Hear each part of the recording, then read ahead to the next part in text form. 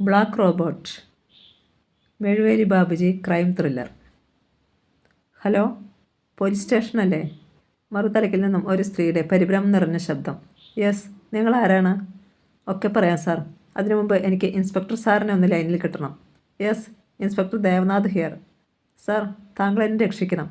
തീർച്ചയായും. നിങ്ങൾക്ക് എന്ത് സംഭവിച്ചെന്ന് പറയൂ. എന്നെ അയാൾ കൊല്ലും സാർ. അതിനു മുമ്പ് രക്ഷിക്കൂ. ഇപ്പോൾ തന്നെ വാതിലിന് പുറത്ത് അയാൾ ബലം പ്രയോഗിക്കുന്നു. ആര്? എല്ലാം ഞാൻ പറയാം സാർ. താങ്കൾ എത്രയും വേഗത്തിൽ ഇവിടെ എത്തുമോ? എവിടെ? 7-ാം നമ്പർ തെരുവ്, ഫ്ലാറ്റ് നമ്പർ 11. അതാ അയാൾ വാതിൽ ചവിട്ടി തുറക്കാനുള്ള ശ്രമത്തിലാണ് സാർ. ഓക്കെ, ഞാൻ ഉടനെ എത്താം. റിസീവർ ക്രെഡിലേക്ക് ഇട്ടിട്ട് ഇൻസ്പെക്ടർ ദേവനാഥ് തൊപ്പിയെടുത്ത് തലയിൽ വെച്ചു. കെയിനും എടുത്ത് ബെൽറ്റിൽ റിവോൾവർ ഉണ്ടെന്ന് ഉറപ്പുവരുത്തിയിട്ട് അതിദ്രുതം പുറത്തേക്ക് ഓടി. പോലീസുകാർ അമ്പരപ്പോടെ അദ്ദേഹത്തെ നോക്കി. ദേവനാഥ് ഒന്നും പറഞ്ഞില്ല. ജീപ്പിൽ ചാടിക്കയറി. ഡ്രൈവറെ കൂടാതെ തന്നെ സ്റ്റാർട്ട് ചെയ്തു. പിൻചക്രങ്ങൾക്കിടയിലെ മണൽത്തരികൾ പിന്നോട്ട് തെറിച്ചു. ഒപ്പം അസാധാരണ വേഗത്തിൽ ജീപ്പ് കുതിക്കുകയും ചെയ്തു കഴിഞ്ഞിരുന്നു. നേരം രാത്രി 8 മണിയോടടുത്തിട്ടേയുള്ളൂ. നേരിയ തോതിൽ മഴ ചാറുന്നുണ്ട്. തിരക്കേറിയ പാത. ഇൻസ്പെക്ടറുടെ കാൽ പൂർണ്ണമായും ആക്സിലേറ്ററിൽ അമർന്നിരുന്നു. ജീപ്പിന് മുകളിൽ ചുവന്ന ലൈറ്റ് മുകളിലൂടെ മിന്നിമറിഞ്ഞുകൊണ്ടിരുന്നു. മറ്റു വാഹനങ്ങളെ അയാൾ ഓവർടേക്ക് ചെയ്തു മുന്നേറി. ചെറുപ്പക്കാരനും ആരോഗ്യദൃഢഗാത്രനുമാണ് ദേവനാഥ്. സർവീസിൽ പ്രവേശിച്ചിട്ട് 1 വർഷം ആകുന്നതേയുള്ളൂ. ജീപ്പ് പ്രധാന പാത വിട്ട് 7-ാം നമ്പർ സ്ട്രീറ്റിലേക്ക് തിരിഞ്ഞു. അതോടെ അയാൾക്ക് വേഗത കുറയ്ക്കേണ്ടതായി വന്നു. കാരണം നിറയെ ഗട്ടറുകളുള്ള റോഡ്, അവയിൽ കെട്ടിക്കിടക്കുന്ന ചെളിവെള്ളം. നേരത്തെ ഈ വഴിയിലൂടെ വന്നിട്ടുണ്ടെങ്കിലും വീടുകളൊന്നും അയാൾക്ക് കൃത്യമായി അറിയാമായിരുന്നില്ല. അതിനാൽ ഓരോ ഗേറ്റും ശ്രദ്ധിച്ചാണ് മുന്നോട്ട് നീങ്ങുന്നത്. അധികം പോകേണ്ടി വന്നില്ല. ഒരു പടുകൂറ്റൻ ഫ്ലാറ്റിൻ്റെ ഗേറ്റിന് മുന്നിൽ അയാൾ ബ്രേക്ക് അമർത്തി. മതിലിന് മുകളിലെ ഫ്ലാറ്റ് നമ്പർ വൈദ്യുതി വെളിച്ചത്തിൽ വ്യക്തമായിരുന്നു. ഇൻസ്പെക്ടർ ദേവനാഥ് ജീപ്പിൽ നിന്നും ചാടിയിറങ്ങി. ബംഗ്ലാവിനുള്ളിൽ വെളിച്ചമുണ്ട്, പക്ഷേ വല്ലാത്തൊരു തരം നിശബ്ദതയായിരുന്നു അവിടെ. ഈ ഫ്ലാറ്റ് ഡോക്ടർ രാജശേഖറുടേതാണെന്ന് ഇൻസ്പെക്ടർ ഓർത്തു. വളരെ പ്രസിദ്ധനാണ് രാജശേഖർ. ഗേറ്റ് പൂട്ടിയിട്ടിരിക്കുകയാണ്. ഇൻസ്പെക്ടർ അതിന് മുകളിലൂടെ അപ്പുറത്തേക്ക് ചാടി. മണൽ വിരിച്ച മുറ്റം. പോർട്ടിക്കോവിലെത്തിയതും വലതുവശത്ത് ഒരു ശബ്ദം. ഇൻസ്പെക്ടർ തിരിഞ്ഞു. ഒരാൾ ഓടുന്നു. ഇൻസ്പെക്ടർ അയാളുടെ പിന്നാലെ പാഞ്ഞു. പക്ഷേ ഞൊടിയിടയിൽ അയാൾ മതിൽ ചാടിക്കടന്ന് ഇരുളിൽ മറഞ്ഞു. എന്തോ സംഭവിച്ചിരിക്കുന്നെന്ന് ഇൻസ്പെക്ടറുടെ അന്തരംഗം മന്ത്രിച്ചു. ദേവനാഥ് കോളിംഗ് ബെല്ലിൻ്റെ സ്വിച്ച് അമർത്തി. ഏതാനും മിനിറ്റുകൾ കാത്തുനിന്നു. യാതൊരു പ്രതികരണവും ഉണ്ടായില്ല. വീണ്ടും ശ്രമിച്ചു നോക്കി. ഫലം നിരാശ. അയാൾ വാതിലിൻ്റെ ഹാൻഡിലിൽ പിടിച്ച് തിരിച്ചു. അത് അകത്തു നിന്നും പൂട്ടിയിരിക്കുകയാണ്. അകത്ത് കിടക്കണമെന്ന ചിന്ത ഉൾക്കടമായതോടെ ദേവനാഥ് ആ ബംഗ്ലാവിനെ ഒരു തവണ വലം വെച്ചു. എല്ലായിടവും പ്രകാശമാനമാണ്. പക്ഷേ മുറ്റത്തിൻ്റെ വലതുഭാഗത്ത് കണ്ട രംഗം അയാളെ നടുക്കി. രക്തത്തിൽ കുളിച്ച് ചത്തുകിടക്കുന്ന ഡോക്ടറുടെ കൂറ്റൻ അൾസേഷൻ നായി. ബംഗ്ലാവിനുള്ളിൽ കടക്കുവാൻ യാതൊരു മാർഗവും കണ്ടില്ല. വാതിൽ ചവിട്ടി തുറക്കാനും കഴിയില്ല. മാത്രവുമല്ല, സമൂഹത്തിൽ അറിയപ്പെടുന്ന ഒരാളുടെ വീടാണിത്. ഏതോ പെണ്ണ് ഫോൺ ചെയ്തു എന്ന് വെച്ച് തനിക്ക് ഒന്നും ചെയ്യുവാനും കഴിയില്ല. അവൾ ആരാണെന്ന് പോലും തനിക്ക് അജ്ഞാതമാണ്. ഡോക്ടറുടെ ഭാര്യയാണെങ്കിൽ നേരത്തെ തന്നെ ഈ ലോകത്തോട് വിട പറയുകയും ചെയ്തതാണ്. ഇൻസ്പെക്ടർ തിരികെ റോഡിലെത്തി. എതിർഭാഗത്ത് കണ്ട വീട്ടിലേക്ക് ചെന്നു. കോളിംഗ് ബെല്ലമർത്തി. നിമിഷങ്ങൾക്കുള്ളിൽ വാതിൽ തുറക്കപ്പെട്ടു. ഒരു മധ്യവയസ്കൻ. തൊട്ടുമുന്നിൽ ഇൻസ്പെക്ടർ കണ്ടപ്പോൾ അയാളൊന്ന് പരുങ്ങി. സാർ, ഒന്ന് ഫോൺ ചെയ്യണം. അകത്തേക്ക് വരൂ സാർ. ഇൻസ്പെക്ടർ ദേവനാഥ് അവിടെ നിന്ന് പോലീസ് സ്റ്റേഷനിലേക്ക് ഫോൺ ചെയ്തു. പിന്നെ ആ മനുഷ്യനോട് തിരക്കി. ഡോക്ടർ രാജശേഖരൻ സ്ഥലത്തില്ലേ? ഇല്ല, 2 ദിവസങ്ങളായി അദ്ദേഹം ബോംബെക്ക് പോയിട്ട്. ഇപ്പോൾ അവിടെ മറ്റാരുണ്ട്? ഡോക്ടറുടെ ഭാര്യ, സഹോദരിയും വേലക്കാരിയും. എന്താണ് സാർ വിശേഷിച്ച്? ഒന്നുമില്ല. ഇൻസ്പെക്ടർ റോഡിലിറങ്ങി. 10 മിനിറ്റ് കഴിഞ്ഞപ്പോൾ ഹെഡ് കോൺസ്റ്റബിളും മറ്റ് പോലീസുകാരും എത്തി. ഏവരും ഗേറ്റിന് മുകളിലൂടെ അകത്ത് കടന്നു. കുറച്ചകലെ ഇരുളിൽ ഇതെല്ലാം ശ്രദ്ധിച്ചുകൊണ്ട് ഒരു കറുത്ത രൂപം നിൽക്കുന്നുണ്ടായിരുന്നു. ഈ വാതിൽ എങ്ങനെയും തുറക്കണം. എന്തിനാണ് സാർ? HC അമ്പരന്നു. അകത്ത് എന്തോ ചിലത് നടന്നിട്ടുണ്ട്. എന്നാലും ആരുമില്ലാതെ. താൻ തുറക്കടോ. HCയും പോലീസുകാരും ചേർന്ന് 5 മിനിറ്റോളം പ്രയത്നിച്ചതിൻ്റെ ഫലമായി വാതിൽ തുറക്കപ്പെട്ടു. ഇൻസ്പെക്ടർ ആദ്യം അകത്തേക്ക് കയറി. വിശാലമായ വിസിറ്റിംഗ് റൂം.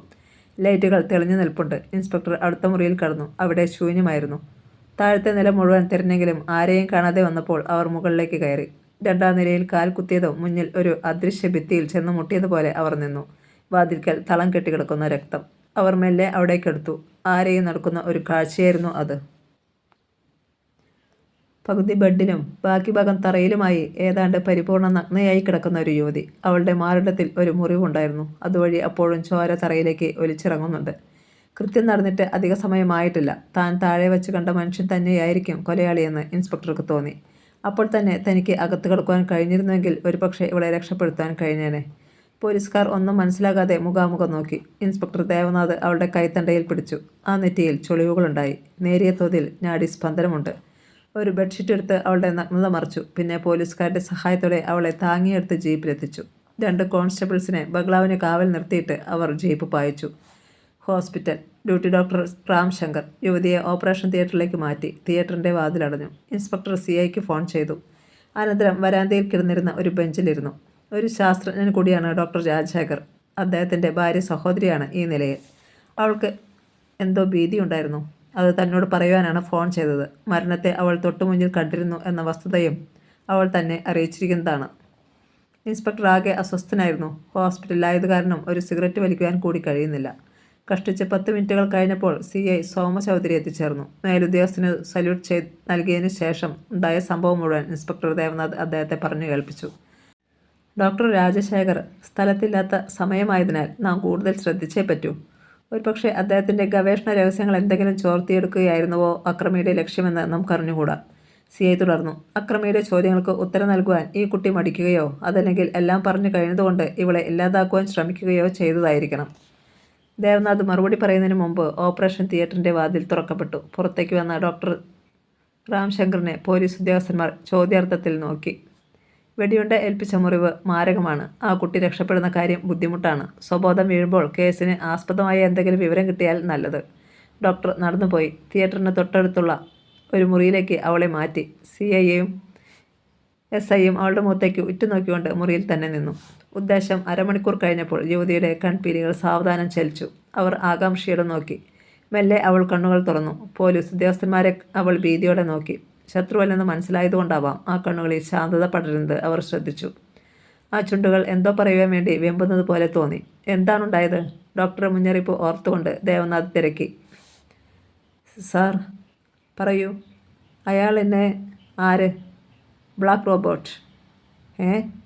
ഇൻസ്പെക്ടർ ദേവനാഥ് വല്ലാത്ത സ്വരത്തിൽ പറഞ്ഞു. Black robot? ആർക്കും ഒന്നും മനസ്സിലായില്ല. അയാൾ ആരാണ്? അവരുടെ സംശയം ദൂരീകരിക്കുവാൻ അപ്പോൾ ആ യുവതിക്ക് ജീവൻ ഉണ്ടായിരുന്നില്ല. ആ യുവതി മരിച്ചു. അതിനു മുമ്പ് ബ്ലാക്ക് റോബോട്ട് എന്നൊരു പേര് ഉച്ചരിച്ചു. കറുത്ത യന്ത്രമനുഷ്യൻ. എന്താണതിൻ്റെ പൊരുൾ? ആരാണ് ബ്ലാക്ക് റോബോട്ട്? ഉത്തരം കിട്ടാത്ത ചോദ്യങ്ങൾ. സർക്കിൾ ഇൻസ്പെക്ടർ സോമചൗധരിയും SI ദേവനാഥും മുഖാമുഖം നോക്കി. പിന്നെ ശവശരീരത്തിലേക്കും. ഡോക്ടർ രാംശങ്കർ കടന്നു വന്നു. അദ്ദേഹം അവളുടെ ശിരസിന് മുകളിലേക്ക് തുണി വലിച്ചിട്ടു. ഇതിൽ കൂടുതൽ ആയുസ് നീട്ടിയെടുക്കാൻ എനിക്ക് കഴിയില്ലായിരുന്നു. ബുള്ളറ്റ് അത്രമാത്രം മാരകമായിരുന്നു. പോലീസുകാരെ അവിടെ നിർത്തിയിട്ട് CIയും SIയും ഡോക്ടറോട് യാത്ര പറഞ്ഞിറങ്ങി. സാർ, രാജശേഖരെ വിവരം അറിയിക്കണ്ടേ? ജീപ്പിനരിയിലേക്ക് നടക്കുന്നതിനിടയിൽ ദേവനാഥ് തിരക്കി. വേണം. DYSP സാറുമായി സംസാരിച്ചിട്ട് ഞാൻ അതിനുള്ള ഏർപ്പാടുകൾ ചെയ്യാം. നിങ്ങൾ വീണ്ടും ഡോക്ടറെ ഫ്ലാറ്റിലേക്ക് പോവുക. കേസിന് ആസ്പദമായ എന്തെങ്കിലും തെളിവുകൾ കിട്ടുമോ എന്ന് ശ്രദ്ധിക്കണം. Yes sir. സോമചൗധരി താൻ വന്ന ജീപ്പിൽ കയറി. അത് അകന്നുപോയി. SI ദേവനാഥ് വീണ്ടും രാജശേഖരുടെ ബംഗ്ലാവിലെത്തി.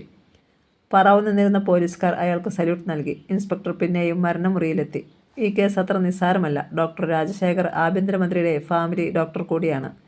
ഏതോ മേജർ ഓപ്പറേഷൻ സംബന്ധിച്ചതാണെന്നാണ് തോന്നുന്നത്. കാരണം ഹൃദയവും വൃക്കയും മാറ്റിവെച്ച് അദ്ദേഹം വിജയം കൈവരിക്കുന്ന വാർത്തകൾ ഇടയ്ക്കിടെ പത്രങ്ങളിൽ പ്രത്യക്ഷപ്പെടാറുണ്ടായിരുന്നു.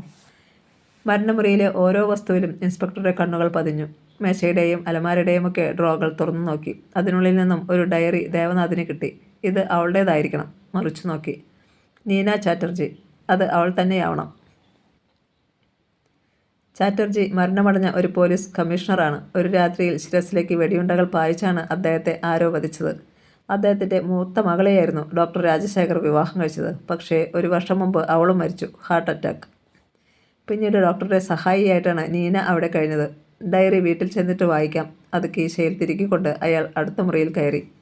അവിടെ ഒരു മേശപ്പുറത്ത് ഒഴിഞ്ഞ ഗ്ലാസും പകുതിയിലധികം തീർത്ത മദ്യക്കുപ്പിയും സോഡയും മറ്റും ഇരിപ്പുണ്ടായിരുന്നു. കൊലയാളിയാണ് മദ്യം കഴിച്ചതെന്ന് ഉറപ്പാണ്. അതോ നീനയോ? ദേവനാഥിൽ സംശയം ജനിച്ചു. ഏതായാലും ദേവനാഥ് അതിൽ സ്പർശിച്ചില്ല. ഫിംഗർ പ്രിൻ്റ് എടുക്കാമല്ലോ. അതിനടുത്ത മുറി. അവിടെ തെളിവൊന്നും ഇല്ലായിരുന്നു.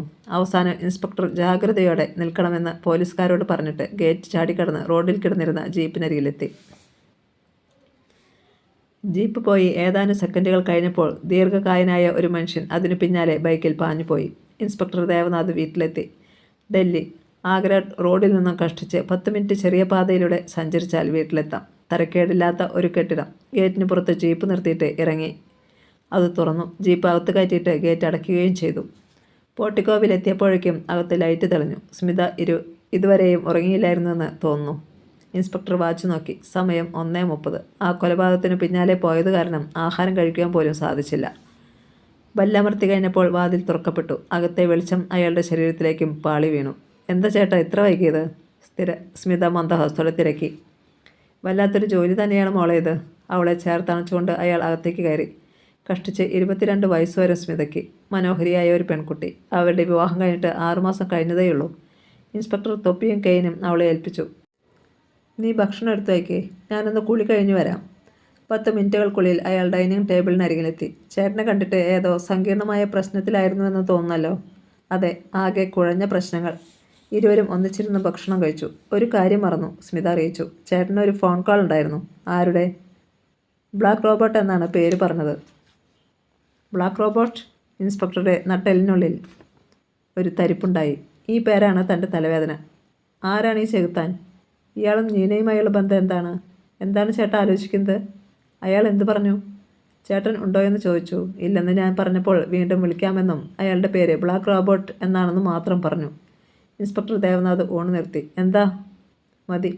അയാൾ വിസിറ്റിംഗ് റൂമിൽ വന്നിരുന്ന് ഒരു സിഗരറ്റിന് തീ കൊളുത്തി. അയാൾ തന്നെ തിരക്കിയത് എന്തിനായിരിക്കും? ഇൻസ്പെക്ടർ ചിന്തിച്ചു. ഒരുപക്ഷെ ഭീഷണിപ്പെടുത്തുവാനായിരിക്കുമോ? നീനയുടെ ഡയറിയെക്കുറിച്ച് അപ്പോഴാണ് ഓർത്തത്. വേഗം അതും എടുത്തുകൊണ്ട് തൻ്റെ ഓഫീസ് റൂമിൽ കടന്നു. ടേബിൾ ലാമ്പ് ഓൺ ചെയ്തിട്ട് ഡയറി നിവർത്തി. പിന്നാലെ വന്ന സ്മിതയോടെ ഉറങ്ങിക്കൊള്ളാൻ പറഞ്ഞു. അയാൾ പുതിയൊരു സിഗരറ്റ് കത്തിച്ചു. ഡയറിയുടെ ആദ്യ പേജ്. നീന ചാറ്റർജി എന്ന ഭംഗിയുള്ള കൈപ്പടയിൽ എഴുതിയിരിക്കുന്നു. അടുത്ത കാലത്ത് ചേട്ടൻ്റെ ഒപ്പം ബോംബെയിൽ പോയതും മറ്റുമായിരുന്നു തുടർന്നുള്ള ഏതാനും താളുകളിൽ. അപ്രധാനമായ പേജുകൾ അലസമായി മറിക്കുമ്പോൾ ഒരു ഭാഗത്ത് ആ കണ്ണുകൾ തറഞ്ഞു. ആഗസ്റ്റ് 13. ഇന്നാണ് ഞാൻ ആ സത്യം മനസ്സിലാക്കിയത്. ഞാൻ നടുങ്ങി വിറച്ചുപോയി. ഈശ്വര, മനുഷ്യന് ഇങ്ങനെയും ഒരു ജന്മമോ? മറ്റാരോടെങ്കിലും പറഞ്ഞു പോയാൽ ആ നിമിഷം എന്നെയും കൊല്ലുമെന്നാണ് അയാൾ പറഞ്ഞിരിക്കുന്നത്. ഇൻസ്പെക്ടർ ദേവനാഥിൻ്റെ നെറ്റിയിൽ ചുളിവുകൾ ഉയർന്നു. സിഗരറ്റ് കുറ്റി ആശ്രയിൽ കുത്തി തിരികിയിട്ട് അയാൾ ബാക്കി വായിച്ചു. എൻ്റെ ജീവിതം അയാൾക്ക് അടിമപ്പെടുകയാണെന്ന് അറിയാമായിരുന്നുവെങ്കിലും ഞാൻ സഹിച്ചു. പക്ഷേ അയാൾ തുടർന്നറിയിച്ച സത്യങ്ങൾ, അമ്മേ, ഓർക്കുമ്പോൾ തന്നെ തല കറങ്ങുന്നു.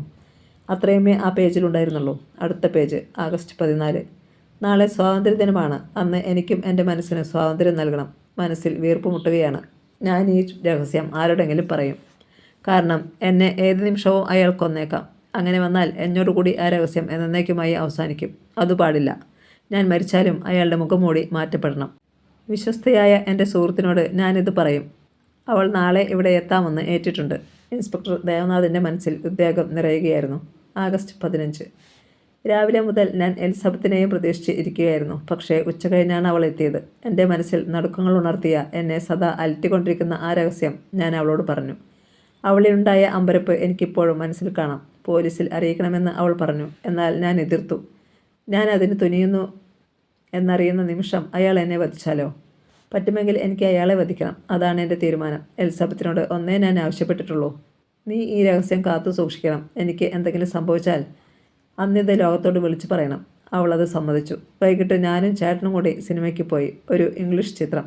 അതിൽ ഒരു അമേരിക്കൻ ശാസ്ത്രജ്ഞൻ കാണിക്കുന്ന ക്രൂരകൃത്യങ്ങൾ കണ്ടപ്പോൾ ഞാൻ ആ സംഭവം ഓർത്തുപോയി. ഇൻസ്പെക്ടർ ദേവനാഥ് ഡയറിയിൽ മിഴികളൂന്നി അല്പനേരം ഇരുന്നു. എലിസബത്ത്. അവളെ കണ്ടുപിടിച്ചാൽ ആ രഹസ്യം മനസ്സിലാക്കാം. അയാൾ ഡയറിയുടെ ആദ്യ പേജ് തിരഞ്ഞു. എലിസബത്തിൻ്റെ അഡ്രസ്സ് ഉണ്ടോ എന്ന് അറിയുവാൻ. പക്ഷേ പെട്ടെന്നാണ് പിൻകഴുത്തിൽ ഒരു തണുപ്പ് അനുഭവപ്പെട്ടത്.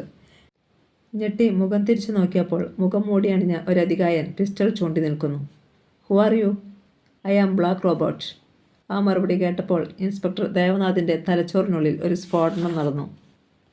ഇൻസ്പെക്ടർ ദേവനാഥ് കസേരയിൽ നിന്നും എണീക്കുവാൻ ഭാവിച്ചു. വേണ്ട, അവിടെ തന്നെ ഇരുന്നാൽ മതി. ബ്ലാക്ക് റോബോട്ട് എന്ന ആ മനുഷ്യൻ പറഞ്ഞു. എൻ്റെ പേര് നിങ്ങൾ കേട്ടു തുടങ്ങിയതല്ലേ ഉള്ളൂ. എന്നാൽ ഇനിയും കൂടുതൽ കേൾക്കുവാൻ ഇടയുണ്ടായേക്കും. ആയതിനാൽ ആ ഡയറി ഇങ്ങ് തന്നേക്കുക. അത് കയ്യിലിരുന്നാൽ ഒരുപക്ഷെ ഞാൻ ആരാണെന്ന യാഥാർത്ഥ്യം നിങ്ങൾക്ക് അറിയണമെന്ന് തോന്നും. അപ്പോൾ എനിക്ക് നിങ്ങളെ വധിക്കേണ്ടതായും വരും. എൻ്റെ പാതയ്ക്ക് ആര് വിഘാതം സൃഷ്ടിച്ചാലും ഞാൻ അവരെ പിന്നീട് ഈ ഭൂമിയിൽ വച്ചിരിക്കില്ല. നീനയ്ക്ക് സംഭവിച്ചതും അവ തന്നെയാണെന്ന് കരുതിയാൽ മതി. അയാൾ റിവോൾവറിൻ്റെ ബാരൽ ദേവനാഥിൻ്റെ ശരീരത്തു നിന്നും മാറ്റിയിട്ട് നിവർന്നു നിന്നു. എന്നാൽ അതിൻ്റെ ലക്ഷ്യം ദേവനാഥിൻ്റെ ശിരസിന് നേരെ തന്നെ ആയിരുന്നു താനും. ശരീരമാസകലം കറുത്ത തുണിയിൽ പൊതിഞ്ഞു നിൽക്കുന്ന ഈ മനുഷ്യൻ്റെ യഥാർത്ഥ രൂപം കണ്ടാൽ ഒരുപക്ഷെ താൻ അടുത്തറിയുന്ന ആരെങ്കിലും ആയിരിക്കുമെന്ന് ദേവനാഥിന് തോന്നി. ഈ ഡയറിയിലൂടെ തനിക്ക് ഇവനെ കൊടുക്കാം എന്നത് ഉറപ്പാണ്. അതുകൊണ്ട് എന്തു വന്നാലും ഡയറി കൊടുത്തുകൂടാ. ദേവനാഥ് ആ ഡയറി ഇങ്ങ് തരാൻ അനുസരിക്കുന്ന ഭാവത്തിൽ ഡയറി മുന്നോട്ട് നീട്ടിയിട്ട് യാദൃശ്ചികമെന്ന പോലെ താഴെയിട്ടു. പിന്നെ കുനിഞ്ഞ് അതെടുക്കുവാൻ ഭാവിക്കുകയും ബ്ലാക്ക് റോബോട്ടിൻ്റെ റിവോൾവർ ഇരുന്ന കയ്യിൽ ഊക്കോടെ തട്ടിയതും ഒരുമിച്ചായിരുന്നു. ആ മനുഷ്യൻ ഇത്രയും പ്രതീക്ഷിച്ചിരുന്നില്ല എന്ന് വ്യക്തം. റിവോൾവർ തെറിച്ചുപോയി. ആ സെക്കൻഡിൽ തന്നെ ഇൻസ്പെക്ടർ ദേവനാഥ് കാൽ കൊണ്ട് ഡയറി തട്ടി മാറ്റിയിട്ട് ബ്ലാക്ക് റോബോട്ടിനെ ആക്രമിച്ചു. തെറിച്ചുപോയ റിവോൾവർ കൈക്കലാക്കുവാൻ ഇരുവരും യത്നിച്ചു. അവർ തറയിൽ വീണുരുണ്ടു, രണ്ട് വന്യമൃഗങ്ങളെപ്പോലെ. അതിനിടെ അയാളുടെ മുഖം മൂടി വലിച്ചു മാറ്റുവാനായിരുന്നു ദേവനാഥിൻ്റെ ശ്രമം. പക്ഷേ പരാജയപ്പെട്ടതേയുള്ളൂ. അവിടുത്തെ ബഹളം കേട്ട് സ്മിത ഉറക്കമുണർന്നെണീറ്റ് ഓടി വന്നു. തൻ്റെ ഭർത്താവിനെ ആക്രമിക്കുന്ന കറുത്ത രൂപത്തെ കണ്ട് അവൾ നിലവിളിച്ചു പോയി. പെട്ടെന്ന് ബ്ലാക്ക് റോബോട്ട് തലതിരിച്ചു. സ്മിതയുടെ മേനിയഴകു കണ്ട് ആ കണ്ണുകൾ വന്യമായി ഒന്ന് തിളങ്ങി. എങ്ങനെയും അയാളെ കീഴടക്കുക എന്നൊറ്റ ലക്ഷ്യം മാത്രമേ ദേവനാഥിന് ഉണ്ടായിരുന്നുള്ളൂ. അപ്രതീക്ഷിതമായി ആ കെട്ടിടത്തിലെ വൈദ്യുതി ബന്ധം നിലച്ചു. തികഞ്ഞ അന്ധകാരത്തിൽ തൻ്റെ മുഖമടച്ച് ഒരടി വീണപ്പോൾ ദേവനാഥ് മേശപ്പുറത്തേക്ക് കമിഴ്ന്നു വീണു. ടേബിൾ ലാമ്പ് തറയിൽ വീണ് ചിതറി. ചില സെക്കൻഡുകൾക്കുള്ളിൽ തന്നെ കറണ്ട് വന്നു. അപ്പോൾ ബ്ലാക്ക് റോബോട്ടോ ആ ഡയറിയോ അയാളുടെ റിവോൾവറോ അവിടെ ഉണ്ടായിരുന്നില്ല. സ്മിത പരിഭ്രമിച്ച് നിൽക്കുകയായിരുന്നു. ദേവനാഥ് പുറത്തേക്ക് കുതിക്കാൻ ഭാവിച്ചു. പക്ഷേ അപ്പോൾ പുറത്ത് ഒരു വാഹനം സ്റ്റാർട്ട് ചെയ്യുന്ന ശബ്ദം കേട്ടു. തുറന്നു കിടന്നിരുന്ന ജനാലിലൂടെ നോക്കിയപ്പോൾ ഒരു കാർ പാഞ്ഞു പോകുന്നത് കണ്ടു. ഗേറ്റിന് പുറത്തായിരുന്നു അത് കിടന്നിരുന്നത്. അതിൻ്റെ നമ്പർ മനസ്സിലായില്ലെങ്കിലും ഇളനീല നിറമാണെന്ന് സ്ട്രീറ്റ് ലൈറ്റിൻ്റെ വെളിച്ചത്തിൽ വ്യക്തമായി. പോലീസ് സ്റ്റേഷനിലേക്ക് ഫോൺ ചെയ്ത് വിവരം അറിയിക്കാമെന്ന് വെച്ച് ഫോൺ ഇരുന്ന ഭാഗത്തേക്ക് ചെന്ന് റിസീവർ എടുത്തു. എന്നാൽ അത് കട്ട് ചെയ്തിരിക്കുകയായിരുന്നു. ബസ്റ്റാർഡ് കോപത്തോടെ പുലമ്പിക്കൊണ്ട് അയാൾ പോർട്ടിക്കോവിലിറങ്ങി. ജീപ്പിൽ ചാടിക്കയറി സ്റ്റാർട്ട് ചെയ്തെങ്കിലും അത് മുന്നോട്ടോ പിന്നോട്ടോ ചലിച്ചില്ല. അയാൾ ഇറങ്ങി നോക്കി. 4 ടയറുകളും തകർന്നിരിക്കുന്നു. നിരാശയോടെ ദേവനാഥ് തിരിച്ചു മുറിയിലേക്ക് പോയി. ബ്ലാക്ക് റോബോട്ട് അയാൾ നിസ്സാരനല്ല. അടുത്ത ദിവസം ഉച്ചയോടുകൂടി ഡോക്ടർ രാജശേഖർ ബോംബെയിൽ നിന്നും മടങ്ങിയെത്തി. അടിയന്തരമായി കമ്പി സന്ദേശം കിട്ടിയതുകൊണ്ട് മാത്രമായിരുന്നു ഇത്രയും പെട്ടെന്ന് മടക്കയാത്ര ഉണ്ടായത്. നേരെ ഹോസ്പിറ്റലിലേക്ക് വന്നു. മോർച്ചറിയിൽ സൂക്ഷിച്ചിരുന്ന നീനയുടെ ശവശരീരത്തിലേക്ക് ഈറൻ മെഴികളോടെ നോക്കി നിന്നു. SIയും CIയും അപ്പോൾ ഒപ്പമുണ്ടായിരുന്നു. ഡോക്ടറുടെ ഭാവം കണ്ട് അവരും മൗനം പൂണ്ടു. എനിക്ക് ബന്ധുക്കളെ തരികയില്ലെന്നത് ഈശ്വരൻ്റെ വാശിയായിരിക്കും, രാജശേഖർ പിറുപിറുത്തു. എല്ലാവരെയും എന്നിൽ നിന്നും തിരികെ വിളിച്ചിരിക്കുന്നു. സമാധാനിക്കണം ഡോക്ടർ, ദേവനാഥ് അദ്ദേഹത്തെ ആശ്വസിപ്പിച്ചു. എല്ലാം വിധിയാണെന്ന് കരുതുക. നോ, ഇത് വിധിയല്ല. രാജശേഖരുടെ മുഖം വലിഞ്ഞു മുറുകി. കോപാവേശത്തോടെ അദ്ദേഹം പല്ലുകടിച്ചു. ആ ചെകുത്താനെ ഞാൻ കൊല്ലും. എൻ്റെ കയ്യിൽ തോക്കുണ്ട്. ഞങ്ങൾ തന്നെ അവനെ കൈകാര്യം ചെയ്തുകൊള്ളാം ഡോക്ടർ, CI പറഞ്ഞു. താങ്കളിൽ നിന്നും ചില വിവരങ്ങൾ ഞങ്ങൾ പ്രതീക്ഷിക്കുന്നു. ഓക്കെ, എനിക്കറിയാവുന്നത് മുഴുവൻ ഞാൻ പറയാം. Thank you. എങ്കിൽ നമുക്ക് ശവശരീരം ബംഗ്ലാവിൽ എത്തിക്കുവാനുള്ളത് ചെയ്തിട്ട് അവിടേക്ക് പോകാം. ഓക്കെ. അപ്പോൾ തന്നെ ആംബുലൻസിൽ ഡെഡ് ബോഡി കൊണ്ടുപോകാനുള്ള ഏർപ്പാടുകൾ ചെയ്തു. അനന്തരം CIയും SIയും ഡോക്ടർ രാജശേഖറും കൂടി 7-ാം നമ്പർ തെരുവിലേക്ക് തിരിച്ചു. ഡോക്ടറുടെ വേലക്കാരിയെക്കുറിച്ച് യാതൊരു വിവരവും കിട്ടിയിരുന്നില്ല. അവരുടെ വീട്ടിലും എത്തിയിട്ടില്ലെന്ന് അന്വേഷണത്തിൽ നിന്നും തെളിഞ്ഞു. സെറ്റിയിൽ അമർന്നിരുന്നിട്ട് രാജശേഖർ ഒരു ചുരുട്ടിന് തീ കൊളുത്തി. താങ്കൾ ബോംബെയിലേക്ക് പോകുമ്പോൾ നീനയ്ക്ക് എന്തെങ്കിലും ഭീതിയോ പരിഭ്രമമോ ഉണ്ടായിരുന്നതായി തോന്നിയോ? CI സോമചൗധരി തിരക്കി. ഇല്ല, അവൾ തികച്ചും ഉല്ലാസവതിയായിരുന്നു. അവളെ കൂടി ബോംബെക്ക് കൊണ്ടുപോകണമെന്നായിരുന്നു എൻ്റെ ആഗ്രഹം. പക്ഷേ ചില സാങ്കേതികമായ കാരണങ്ങളാൽ അതിന് കഴിഞ്ഞില്ല. നീന ഡോക്ടറോടത്ത് ഇവിടെ താമസമാക്കിയിട്ട് എത്ര കാലമായി? 4 വർഷം. ചോദിക്കുന്നതുകൊണ്ട് മറ്റൊന്നും വിചാരിക്കരുത്. നിങ്ങൾ തമ്മിൽ എങ്ങനെയായിരുന്നു? ലബോറട്ടറിയിൽ അവൾ എൻ്റെ അസിസ്റ്റൻ്റ് ആയിരുന്നു. പിന്നെ ജീവിതത്തിൽ അവളുടെ ചേച്ചി മരിച്ചതിന് ശേഷം ഞാൻ ഏകനായി. ഒന്ന് നിർത്തി 2 കവിൾ പുക വിഴുങ്ങിയിട്ട് ഭിത്തിയിൽ ദൃഷ്ടി ഉറപ്പിച്ചുകൊണ്ടാണ് അദ്ദേഹം സംസാരിച്ചത്. എനിക്ക് പ്രായം അധികമായിട്ടില്ല, 42 വയസ്സ്. അതത്ര അധികമാണെന്ന് എനിക്ക് തോന്നുന്നില്ല. അവൾക്കും എന്നെ ഇഷ്ടമായിരുന്നു. അതുകൊണ്ട് തന്നെ ഞങ്ങൾ ശാരീരികമായി ബന്ധപ്പെടുമായിരുന്നു. നീനയ്ക്ക് പുറം ലോകവുമായുള്ള ബന്ധം എങ്ങനെ? അവൾ തനിയെ ഷോപ്പിങ്ങിന് പോകുമായിരുന്നു. കൂട്ടുകാരികളുമായി പാർക്കിലും സിനിമാ തിയേറ്ററിലുമൊക്കെ പോകുമെന്ന് എന്നോട് പറഞ്ഞിരുന്നു. ഒരിക്കലും അത്തരത്തിൽ സമയം ചെലവഴിക്കാൻ എനിക്ക് കഴിയുമായിരുന്നില്ല. 1-2 സിനിമകൾക്ക് മാത്രം ഞങ്ങൾ ഒന്നിച്ചു പോയി. അതും അവൾ വളരെ നിർബന്ധിച്ചതുകൊണ്ട് മാത്രം. ആരൊക്കെയായിരുന്നു നീനയുടെ കൂട്ടുകാരികൾ? ചോദിച്ചത് ദേവനാഥാണ്. സോറി, അതൊന്നും എനിക്കറിയില്ല. അവരിൽ ചിലരെ ഞാൻ കണ്ടിട്ടുണ്ടെന്ന് മാത്രം. അവരോട് സംസാരിക്കുക കൂടി ചെയ്തിട്ടില്ല. മിക്കവാറും എനിക്ക് തിരക്ക് പിടിച്ച ജോലിയുള്ളപ്പോഴായിരിക്കും അവർ വരിക. നീന അവരോടൊപ്പം പോകുകയും ചെയ്യും. ഒരു എലിസബത്തിനെ കുറിച്ച് അറിയാമോ? എലിസബത്ത്? നോ, അറിയില്ല. ഇൻസ്പെക്ടർ ദേവനാഥിൻ്റെ നെറ്റിയിൽ ചുളിവുകൾ ഉയർന്നു. ഡോക്ടർക്ക് നീനയുടെ ഒരു കൂട്ടുകാരിയെ പോലും അറിയില്ലെന്ന് പറഞ്ഞാൽ? പുറത്തു പോയി കഴിഞ്ഞാൽ മറ്റാരെങ്കിലുമായി നീനയ്ക്ക്? നോ, ഡോക്ടർ തറപ്പിച്ച് പറഞ്ഞു. ഒരിക്കലുമില്ല. അതെങ്ങനെ ഡോക്ടർക്കറിയാം? അദ്ദേഹം അതിന് മറുപടി പറഞ്ഞത് അല്പം കഴിഞ്ഞിട്ടാണ്. നീന അങ്ങനെ ചെയ്യുമെന്ന് ഞാൻ കരുതുന്നില്ല. അതുകൊണ്ട് തന്നെ അവൾ അത്രയ്ക്ക് നല്ല കുട്ടിയായിരുന്നു. She is A nice girl. ഒരു ചിത്രശലഭത്തെ പോലെ മനോഹരിയും നിർമ്മലയും. ഡോക്ടറുടെ സ്വരം ഇടറി, കണ്ണുകളിൽ നനവൂറി. അവളെ ആരെങ്കിലും ഫോണിൽ വിളിക്കാറുണ്ടായിരുന്നോ? ഉണ്ട്, എന്നാൽ അത് ആരൊക്കെയാണെന്ന് എനിക്കറിയില്ല. ബ്ലാക്ക് റോബോട്ടിനെ കുറിച്ച് ഒരിക്കലെങ്കിലും അവൾ താങ്കളോട് സംസാരിച്ചിട്ടുണ്ടോ? ഇല്ല. ഡോക്ടർ രാജശേഖർ എരിഞ്ഞു തീർന്ന ചുരുട്ട് ആശ്രയിൽ കുത്തിത്തിരുകുമ്പോൾ ഗേറ്റ് കടന്ന് നീനയുടെ ശവശരീരവുമായി ആംബുലൻസ് അകത്തേക്ക് വരികയായിരുന്നു. അന്ന് രാത്രിയിലും ദേവനാഥ് വീട്ടിലെത്തിയപ്പോൾ സ്മിത പറഞ്ഞു, ഇന്ന് ബ്ലാക്ക് റോബോട്ട് ചേട്ടനെ ഫോണിൽ വിളിച്ചിരുന്നു. അയാളൊന്ന് ഞെട്ടി. സ്കൗണ്ട്രൽ. എന്നിട്ട് അവൻ എന്തു പറഞ്ഞു? ഇന്നലെ ഡയറി കൊടുത്തതിന് അയാൾക്ക് നന്ദിയുണ്ടെന്ന്. ദേവനാഥ് പല്ലു കടിച്ചു. ചേട്ടാ. അയാൾ ഒരു ഭയങ്കരനാണെന്ന് തോന്നുന്നു. നമുക്ക് അപകടം പിടിച്ച പണിയൊന്നും വേണ്ട. എനിക്ക് ആകെ ഭയമാകുന്നു. എന്തിന്? ദേവനാഥ് ചിരിച്ചു. അക്രമികളെയും കൊലപാതകികളെയും പേടിച്ച് കഴിയണമെന്നാണോ നീ പറയുന്നത്? അങ്ങനെയാണെങ്കിൽ സർക്കാർ ഈ കാക്കി കുപ്പായവും ശമ്പളവും തരേണ്ട ആവശ്യമില്ലല്ലോ. സ്മിത മിണ്ടിയില്ല. മോള് വിഷമിക്കാതെ, അവൻ എന്നെ ഒരു ചുക്കും ചെയ്യില്ല. എന്നാലും അവൾ അയാളോട് ചേർന്ന് നിന്നു. ദേവനാഥ് അവളെ അമർത്തി ചുംബിച്ചു. ഫോൺ ശബ്ദിക്കുന്നത് കേട്ടപ്പോഴാണ് അവർ അകന്നു മാറിയത്. ഇൻസ്പെക്ടർ റിസീവർ എടുക്കാൻ ഭാവിച്ചപ്പോൾ ക്ലോക്കിൽ മണി 11 അടിച്ചു. ഹലോ, ഇൻസ്പെക്ടർ ദേവനാഥ് അല്ലേ? ഒരു പുരുഷ ശബ്ദം. അതെ, ഞാൻ ഡോക്ടർ രാജശേഖറാണ്. എന്താണ് ഡോക്ടർ? താങ്കൾ വേഗം വരണം. എൻ്റെ നില അപകടത്തിലാണ്. ഡോക്ടറുടെ ശബ്ദത്തിൽ പരിഭ്രമം. വ്യക്തമാക്കൂ. ബ്ലാക്ക് റോബോട്ടാണ് എന്നെ കൊണ്ട് ഫോൺ ചെയ്യിക്കുന്നത്. അവൻ എവിടെ? എൻ്റെ മുന്നിലുണ്ട്. റിവോൾവർ ചൂണ്ടിക്കൊണ്ട് നിൽക്കുന്നു. താങ്കൾ ഈ കേസിൽ നിന്നും പിന്മാറണമെന്ന് ഞാൻ പറയണമെന്നാണ് ഇവൻ്റെ ആവശ്യം. പെട്ടെന്ന് പടക്കം പൊട്ടുന്നതുപോലെ ഒരു അടിയുടെ ശബ്ദവും ഡോക്ടറുടെ ആർത്തനാദവും റിസീവറിലൂടെ കേട്ടു. ഒപ്പം റിസീവർ തറയിൽ വീഴുന്നതും. ഞൊടിയിടയിൽ ഇൻസ്പെക്ടർ പുറത്തേക്കോടി. അയാൾ ജീപ്പിൽ ചാടിക്കയറുന്നത് പരിഭ്രമത്തോടെ സ്മിത നോക്കി നിന്നു. ഒരസ്ത്രം കണക്കെ ജീപ്പ് ഡോക്ടർ രാജശേഖരുടെ ബംഗ്ലാവ് ലക്ഷ്യമാക്കി പാഞ്ഞുപോയി. 7-ാം നമ്പർ തെരുവിൽ 11-ാം നമ്പർ ഫ്ലോറിൻ്റെ ഗേറ്റിന് മുന്നിൽ വല്ലാത്തൊരു ശബ്ദത്തോടെ ജീപ്പ് നിന്നു. അതിൽ നിന്ന് ചാടിയിറങ്ങിയ സബ് ഇൻസ്പെക്ടർ ദേവനാഥ് അരയിലെ തുകലുറയിൽ ഉണ്ടായിരുന്ന റിവോൾവർ സ്പർശിച്ചുകൊണ്ട് ഗേറ്റ് തള്ളിത്തുറന്ന് അകത്തേക്ക് ഓടിക്കയറി. ബംഗ്ലാവിൻ്റെ പ്രധാന വാതിൽ മലർക്കെ തുറന്നു കിടക്കുന്നത് അയാൾ കണ്ടു. ഒട്ടൊരു അമ്പരപ്പോടെയാണ് അകത്തേക്ക് കയറിയത്. പ്രഥമ ദൃഷ്ടിയ തന്നെ ആ കാഴ്ച കണ്ടു. സെറ്റിയോട് ചേർന്ന് ബന്ധിച്ച നിലയിൽ ഡോക്ടർ രാജശേഖർ. ശബ്ദം പുറപ്പെടുവിക്കാതിരിക്കാനായി അദ്ദേഹത്തിൻ്റെ വായ്ക്കുള്ളിൽ ഒരു പ്ലാസ്റ്റർ മുറുകെ ഒട്ടിച്ചിരുന്നു. ഇൻസ്പെക്ടർ ദയനീയഭാവത്തിൽ അദ്ദേഹത്തെ നോക്കി. പിന്നെ വേഗത്തിൽ കെട്ടുകൾ അഴിച്ചു മാറ്റി. പ്ലാസ്റ്റർ കൂടി വലിച്ചു നീക്കി കഴിഞ്ഞപ്പോൾ ഡോക്ടർ കിതച്ചു. വെള്ളം വേണമെന്ന് ആഗ്യം കാട്ടി. ദേവനാഥ് മുറിയുടെ മൂലയിലുണ്ടായിരുന്ന കൂജയിൽ നിന്നും വെള്ളം പകർന്നു നൽകി. അത് ആർത്തിയോടെ കുടിച്ച ശേഷം രാജശേഖർ ദീർഘമായൊന്ന് നിശ്വസിച്ചു. എന്തു പറ്റി ഡോക്ടർ? ഉണ്ടായതെന്താണ്? അതറിയുവാനായിരുന്നു ദേവനാഥിന് ധൃതി. എന്നെ ഭീഷണിപ്പെടുത്തിയാണ് ബ്ലാക്ക് റോബോട്ട് താങ്കൾക്ക് ഫോൺ ചെയ്യിച്ചത്. കേസിൽ നിന്നും താങ്കൾ പിന്മാറേണ്ടത് അയാളുടെ ആവശ്യമാണെന്ന് തോന്നുന്നു. അയാൾ നിർദ്ദേശിച്ചതനുസരിച്ചാണ് ഞാൻ താങ്കൾക്ക് ഫോൺ ചെയ്തതെന്ന സത്യം തുറന്നു പറഞ്ഞതിനാലാണ് എന്നെ ആക്രമിച്ചതും കസേരയിൽ ബന്ധിച്ചതും. എന്നെക്കൊണ്ട് ഇനിയും എന്തോ ആവശ്യം ഉണ്ടെന്ന് പറഞ്ഞു. അതാണ് പോലും എന്നെ കൊല്ലാത്തത്. ഇൻസ്പെക്ടർ എല്ലാം കേട്ടിരുന്നു. അയാളുടെ മനസ്സിൽ ഒരു ചിലന്തി വല കെട്ടുകയാണ്. തൻ്റെ പ്രതീക്ഷകളെയാകെ തകിടം മറിക്കുന്ന സംഭവങ്ങളാണ് ഉണ്ടാകുന്നത്. കുറ്റവാളി ആരാണെന്ന ചെറിയൊരു സംശയം തനിക്കുണ്ടായിരുന്നു. എന്നാൽ അത് അസ്ഥാനത്താകുന്നു. എനിക്കാകെ ഭയം തോന്നുന്നു ഇൻസ്പെക്ടർ, ഡോക്ടർ പറഞ്ഞു. എൻ്റെ പരീക്ഷണങ്ങൾക്ക് വിഘാതം സംഭവിച്ചാൽ? വളരെ പ്രധാനപ്പെട്ട ഒരു കണ്ടുപിടുത്തത്തിൽ ഏർപ്പെട്ടിരിക്കുകയാണ് ഞാൻ. താങ്കൾ ഒന്നുകൊണ്ട് വിഷമിക്കേണ്ട സുഹൃത്തെ. ഇവിടെ താങ്കൾക്ക് പോലീസ് സംരക്ഷണം നൽകുവാൻ വേണ്ടതൊക്കെ ഞാൻ ചെയ്യാം. അത് വേണ്ട ദേവനാഥ്. പിന്നെ മറ്റെന്തെങ്കിലും പോം വഴി നോക്കണം. ഇൻസ്പെക്ടർ എത്രമാത്രം നിർബന്ധിച്ചെങ്കിലും പോലീസ് പ്രൊട്ടക്ഷനോട് ഡോക്ടർക്ക് വിയോജിപ്പായിരുന്നു. തനിക്ക് സ്വൈരജീവിതം നയിക്കാൻ അത് ഉപകരിക്കില്ലെന്നായിരുന്നു രാജശേഖരുടെ വിശ്വാസം.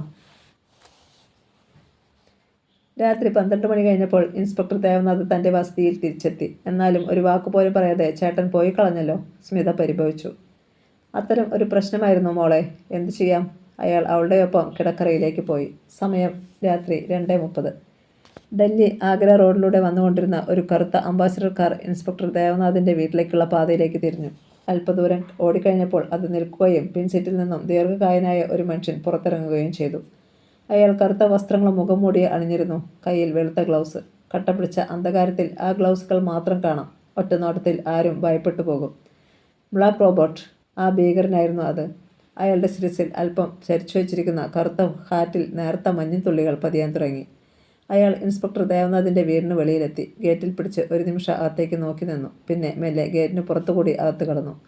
പ്രധാന വാതിലിന് മുന്നിൽ നിന്ന് പരിസരം വീക്ഷിച്ചു. അത് അകത്തുനിന്ന് ബന്ധിച്ചിരിക്കുന്നതിനാൽ വലതുഭാഗത്തെ ജനാലയ്ക്കരികിലെത്തി. അതിൻ്റെ ഒരു ഗ്ലാസ് അടർന്നു പോയതായിരുന്നു. ഗ്രില്ലിൽ പിടിച്ചു നോക്കിയിട്ട് കീശയിൽ നിന്ന് ഒരു സാധനം എടുത്തു. സിഗാർ ലൈറ്ററിൻ്റെ അത്രയും മാത്രം വലിപ്പമുണ്ടായിരുന്ന അതിൻ്റെ ഒരു വശത്തെ സ്വിച്ച് അമർത്തിയപ്പോൾ നേർരേഖ പോലെ ഒരു ചെറിയ പ്രകാശം ഗ്രില്ലിൽ പതിഞ്ഞു. വെൽഡിംഗ് റാഡ് കത്തുന്നത് പോലെ തോന്നും. നിമിഷങ്ങൾക്കുള്ളിൽ ഗ്രില്ല് മുറിച്ചു മാറ്റപ്പെട്ടു. അയാൾ ആ ഭാഗത്തുകൂടി അകത്ത് കടന്നു. അകത്ത് ഇരുട്ടായിരുന്നതിനാൽ ബ്ലാക്ക് റോബോട്ട് ടോർച്ച് തെളിച്ചു. അനന്തരം ആദ്യമായി പുറത്തേക്കുള്ള വാതിൽ തുറന്നിട്ടു. Inspector ദേവനാഥിൻ്റെ bedroom അയാൾക്കറിയാമായിരുന്നു. ചാരിയിട്ടിരുന്ന വാതിൽ മെല്ലെ തുറന്ന് അകത്ത് പ്രവേശിച്ചു. മുറിയിലെ 0 വോൾട്ട് ബൾബിൻ്റെ അരണ്ട വെളിച്ചത്തിൽ ഉറങ്ങിക്കിടക്കുന്ന ദേവനാഥിനെയും സ്മിതയെയും കണ്ടു. ക്ലോറോഫോമും പഞ്ഞിയും എടുത്ത് ഇരുവരുടെയും മുഖം അമർത്തി. ഉറക്കത്തിൽ തന്നെ അവർ അബോധാവസ്ഥയിലായി. തുടർന്ന് മുറിയിലെ ലൈറ്റ് തെളിച്ചു. സ്മിതയുടെ അസാധാരണമായ ശരീര സൗന്ദര്യം കണ്ടപ്പോൾ ബ്ലാക്ക് റോബോട്ടിൻ്റെ കണ്ണുകൾക്ക് വന്യമായ തിളക്കം. അയാൾ കീശയിൽ നിന്നും ഒരു കവർ എടുത്ത് ഇൻസ്പെക്ടറുടെ ഷർട്ടിൽ പിൻ ചെയ്ത് വച്ചതിന് ശേഷം സ്മിതയെയും തോളിലേറ്റിക്കൊണ്ട് പുറത്തേക്ക് നടന്നു. സ്മിത കണ്ണുകൾ തുറന്നു. അവൾ ആദ്യം ശ്രദ്ധിച്ചത് അടുത്ത് കിടക്കുന്ന ഭർത്താവിനെയാണ്. പക്ഷേ അതേ സെക്കൻഡിൽ തന്നെ അവളുടെ സ്ഥിരവ്യൂഹങ്ങളിൽ ഒരു മിന്നൽ പിണറുണ്ടായി. സമീപത്ത് ദേവനാഥ് ഇല്ല. താൻ എവിടെയാണ്? കിടക്ക മാറിയിരിക്കുന്നു. അവൾ മുറിയാകെ അവലോകനം നടത്തി. തികച്ചും അപരിചിതമായ മുറി. ദൈവമേ, ദേവട്ടൻ എവിടെ? സ്മിത പരിഭ്രമത്തോടെ ചാടി എണീക്കുവാൻ ഭാവിച്ചു. കഴിഞ്ഞില്ല. അവളുടെ കൈക്കാലുകൾ കിടക്കയുടെ ഭാഗങ്ങളുമായി ചേർത്ത് ബന്ധിച്ചിരിക്കുകയാണ്. മുറിയിൽ ഒരു ബൾബ് കാത്തി നിൽക്കുന്നുണ്ട്. നിമിഷങ്ങൾ ഇഴഞ്ഞു നീങ്ങി. വാതിൽ തുറക്കുന്ന ശബ്ദം കേട്ട് അവൾ തലതിരിച്ചു. നട്ടെല്ലിൽ വല്ലാത്തൊരു തരിപ്പുണ്ടായി. കഴിഞ്ഞ ദിവസം വീട്ടിൽ വെച്ച് ചേട്ടനുമായി ഏറ്റുമുട്ടി ധൈര്യമായി കടന്നു കളഞ്ഞ ഭയങ്കരൻ ബ്ലാക്ക് റോബോട്ട്. താൻ എങ്ങനെ ഇയാളുടെ പിടിയിലായി? വീട്ടിൽ ദേവേട്ടനോടൊപ്പം കിടന്നിരുന്ന താൻ. ബ്ലാക്ക് റോബോട്ട് അവളെ നോക്കി സാവധാനം ചിരിച്ചു. തടിച്ച ചുണ്ടുകൾക്കിടയിലെ ആ പല്ലുകൾ കണ്ടപ്പോൾ അവൾ അറപ്പോടെ തലതിരിച്ചു. Poor girl. അയാൾ അലമാര തുറന്ന് ഒരു ഷിവാസി റീഗലറിൻ്റെ കുപ്പിയെടുത്തു. അടപ്പ് കടിച്ചു തുറന്നിട്ട് അത് വായിലേക്ക് കമിഴ്ത്തി. വെള്ളം പോലും ചേർക്കാതെ അയാൾ ലാഘവത്തോടെ അത് കഴിക്കുന്നത് നടുക്കത്തോടെ സ്മിത ശ്രദ്ധിച്ചു. ഏതാണ്ട് പകുതിയോളം മദ്യം അകത്താക്കിയിട്ട് അയാൾ കുപ്പി മേശപ്പുറത്ത് വെച്ചു. പിന്നെ പുറം കൈകൊണ്ട് ചുണ്ടു തുറച്ചു. ഒരു കസേര വലിച്ച് അവൾക്ക് അഭിമുഖമായി ഇട്ടിട്ട് അതിലിരുന്ന് ചുരുട്ടിന് തീ കൊളുത്തി. അപ്പോഴും അയാളുടെ മുഖത്ത് ഒരു കറുത്ത കൈലേസ് വലിച്ചു കെട്ടിയിരുന്നു. കണ്ണുകളുടെയും ചുണ്ടുകളുടെയും ഭാഗത്ത് ദ്വാരങ്ങൾ. സ്മിത വിറച്ചുപോയി. ഇൻസ്പെക്ടർ ദേവനാഥിൻ്റെ സുന്ദരിയായ ഭാര്യ, അയാൾ പറഞ്ഞു. സത്യം പറയാമല്ലോ, സുന്ദരികളായ സ്ത്രീകൾക്ക് ഞാൻ അർഹമായ പരിഗണന നൽകാറുണ്ട്. അതുകൊണ്ട് മാത്രമാണ് ഭർത്താവിൻ്റെ അരികിൽ നിന്നും നിന്നെ എടുത്തുകൊണ്ടുവന്നത്. എന്നിട്ടും ദേവട്ടൻ അത് അറിഞ്ഞില്ലേ എന്ന് അവൾ സംശയിച്ചു. ബ്ലാക്ക് റോബോട്ടിൻ്റെ കഴുകൻ കണ്ണുകൾ അവളുടെ മേനിയിൽ ഇഴയുകയാണ്. താൻ അടിവസ്ത്രം പോലും ധരിക്കാതെ നൈറ്റ് മാത്രമേ അണിഞ്ഞിട്ടുള്ളൂ എന്ന് സ്മിത ഓർത്തു. ഒന്ന് ചലിക്കുവാൻ പോലും കഴിയുന്നില്ല. ഇയാൾ എന്തെങ്കിലും ചെയ്താൽ എതിർക്കുന്നതെങ്ങനെ? ബ്ലാക്ക് റോബോട്ട് എണീറ്റു. എന്നെ ഒന്നും ചെയ്യരുത്, അവൾ പറഞ്ഞു. വിഡ്ഢിത്തം പൊലപാത പെണ്ണെ, ഒന്നും ചെയ്യുവാനല്ലെങ്കിൽ ഈ പാതിരാത്രിയിൽ നിന്നെ ഇവിടെ കൊണ്ടുവരണമായിരുന്നോ? പറഞ്ഞു നിർത്തിയതും അയാളുടെ കയ്യിൽ തിളക്കമുള്ള ഒരു കത്തി പ്രത്യക്ഷപ്പെട്ടു. അയാൾ അവളുടെ ശരീരത്തിലേക്ക് കുനിഞ്ഞു. പ്ലീസ്, എന്നെ ഉപദ്രവിക്കരുത്. അത് ശ്രദ്ധിക്കാതെ അയാൾ കത്തിയുടെ മൂർച്ചയുള്ള ഭാഗം നൈറ്റ് ഗൗണിൻ്റെ കഴുത്തിൽ മുട്ടിച്ചു. പിന്നെ കണ്ണ് ചിമ്മി തുറക്കുന്ന നേരത്തിനുള്ളിൽ ശക്തിയായി താഴേക്ക് വലിച്ചു. തൻ്റെ മാറിടങ്ങൾക്കിടയിലൂടെ കത്തിയുടെ തണുപ്പ് ഇഴഞ്ഞുപോയത് സ്മിത അറിഞ്ഞു. നൈറ്റിയുടെ താഴെയറ്റം വരെ നടുവെ ചീന്തിപ്പോയി. കത്തി വലിച്ചെറിഞ്ഞിട്ട് അയാൾ നൈറ്റി ഇരുഭാഗത്തേക്കും നീക്കിക്കളഞ്ഞു. സ്മിത കണ്ണുകൾ ഇറുക്കിയടച്ചു. അവളുടെ നിറയൗവനം ആവോളം കണ്ട് ആസ്വദിക്കുന്നതിനിടയിൽ അയാൾ തൻ്റെ മുഖത്തു നിന്നും കർച്ചീഫ് വലിച്ചു മാറ്റി. സ്മിത അമ്പരന്ന് പോയി. യു യു അവളുടെ ശബ്ദം വിറച്ചു. യെസ്, ഞാൻ തന്നെ. അയാളുടെ ശബ്ദം സൂചികൾ പോലെ അവളുടെ കാതിൽ തുളഞ്ഞിറങ്ങി. താൻ കാണുന്നത് സത്യമാണെന്ന് വിശ്വസിക്കാൻ സ്മിതയ്ക്ക് ഏറെ പ്രയാസപ്പെടേണ്ടി വന്നു. ബ്ലാക്ക് റോബോട്ട് എന്ന ഭീകരനാമത്തിനു പിന്നിൽ കഴിയുന്നയാൾ. യു ബ്ലഡി ബാസ്റ്റേർഡ്, അവൾ പല്ല് കടിച്ചു. അത് കേട്ട് അയാൾ മെല്ലെ ചിരിച്ചു. Yes, I am bastard. അതുകൊണ്ട് തന്നെയാണ് ഞാൻ ഇത്തരം പ്രവൃത്തികൾ ചെയ്യുന്നത്. നിങ്ങളാണ് ബ്ലാക്ക് റോബോട്ടെന്ന് എൻ്റെ ചേട്ടൻ ഒരിക്കൽ പോലും ചിന്തിച്ചിരിക്കില്ല. ചിന്തിക്കരുതല്ലോ, അവിടെയാണ് എൻ്റെ വിജയം. ഒരിക്കൽ നിങ്ങൾ കുടുങ്ങും എന്ന് എനിക്കുമറിയാം. അതുവരെ ഞാൻ എൻ്റെ ജോലി തുടരും. അയാൾ മുറിച്ചു മാറ്റിയ തൻ്റെ നൈറ്റി ഒന്ന് നേരെയാക്കി നഗ്നത മറയ്ക്കുവാനെങ്കിലും സ്മിത കുതിച്ചു. പക്ഷേ അന്യപുരുഷൻ്റെ മുന്നിൽ പരിപൂർണ്ണ നഗ്നയായി കിടക്കേണ്ട ഗതികേട് ഇതുപോലെ മറ്റാർക്കും സംഭവിച്ചിരിക്കില്ലെന്ന് അവൾക്ക് തോന്നി. സ്മിതേ, ബ്ലാക്ക് റോബോട്ട് സ്വരം കഴിയുന്നത്ര മൃദുവാക്കി വിളിച്ചു. നീ എത്ര സുന്ദരിയാണ്. നിന്റെ ജ്വലിക്കുന്ന സൗന്ദര്യമാണ് എന്നെ കൊണ്ട് ഈ പാപം ചെയ്യിക്കുവാൻ പോകുന്നത്. ഇതിൽ ഭേദം നിങ്ങളെന്നെ അങ്ങ് കൊല്ലുന്നതാണ്. നോ, ഞാനതൊരിക്കലും ചെയ്യില്ല. നല്ല പുഷ്പങ്ങളെ തഴുകി ആസ്വദിക്കുന്നതാണ് എനിക്കിഷ്ടം. ഇരുത്തെടുത്ത് കയ്യിൽ വെച്ച് അതിനെ ഞാൻ വാട്ടിക്കളയാറില്ല. ഡേർട്ടി ഫെലോ, സ്മിത പല്ലു കടിച്ചു. അത് കേട്ടതായി പോലും ഭാവിക്കാതെ അയാൾ കിടക്കയിലിരുന്നു. പിന്നെ കൈമേലെ ആ ശരീരത്തിലേക്ക് വെച്ചു. തന്നിലെ സ്ത്രീത്വത്തെ അയാൾ കവർന്നെടുക്കുമ്പോൾ നിശബ്ദം കണ്ണടച്ച് കിടക്കുവാനേ അവൾക്ക് കഴിഞ്ഞുള്ളൂ. ക്രമേണ അയാൾ അബോധാവസ്ഥയിലേക്ക് വഴുതി വീഴുകയായിരുന്നു. പിന്നീട് എപ്പോഴോ തണുത്ത ജലം മുഖത്ത് പതിച്ചപ്പോഴാണ് കണ്ണു തുറന്നത്.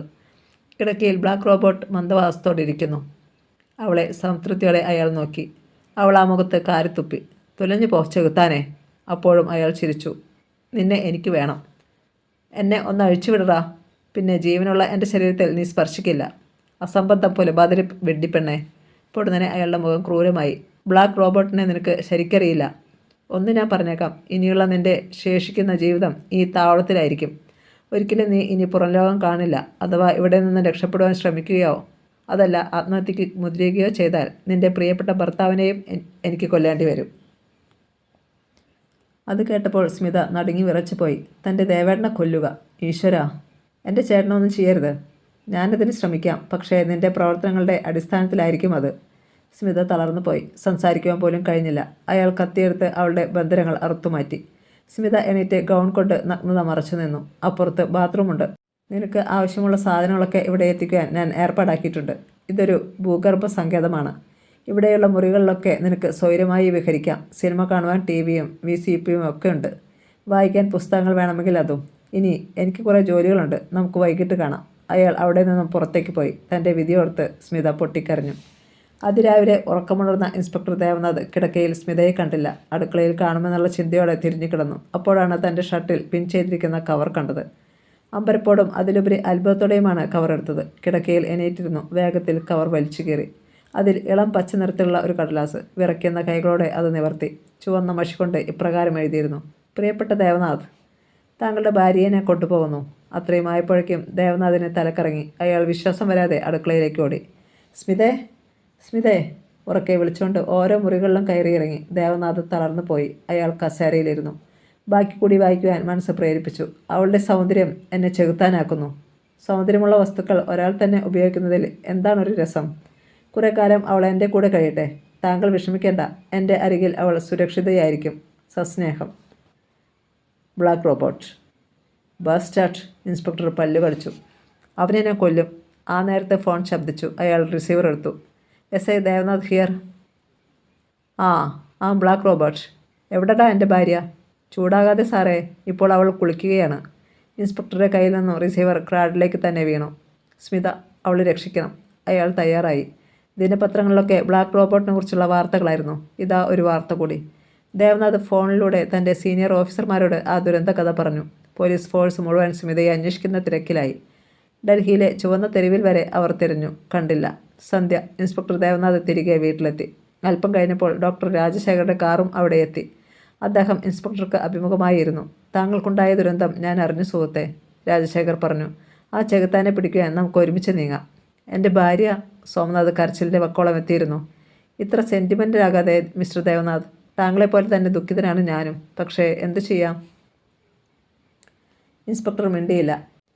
എങ്കിൽ ഞാൻ ഇറങ്ങട്ടെ. രാജശേഖർ എണീറ്റു. പെട്ടെന്ന് ഫോൺ ശബ്ദിച്ചു. ഇൻസ്പെക്ടർ ഇരുന്നിടത്തു നിന്നും എണീറ്റില്ല. ഡോക്ടർ വേഗം റിസീവർ എടുത്തു. ഹലോ, ഇൻസ്പെക്ടർ ദേവനാഥിൻ്റെ വീടല്ലേ? അതെ. നിങ്ങളാരാണ്? മറുപടി കേട്ടതും രാജശേഖർ തലതിരിച്ച് ദേവനാഥിനെ നോക്കി. ഒരു എലിസബത്താണ്. താങ്കളെ തിരക്കുന്നു, അയാൾ പറഞ്ഞു. എലിസബത്ത്? ഇൻസ്പെക്ടർ എന്തോ ചിന്തിച്ചു. നീനയുടെ ഡയറിയിൽ കണ്ട പേര്.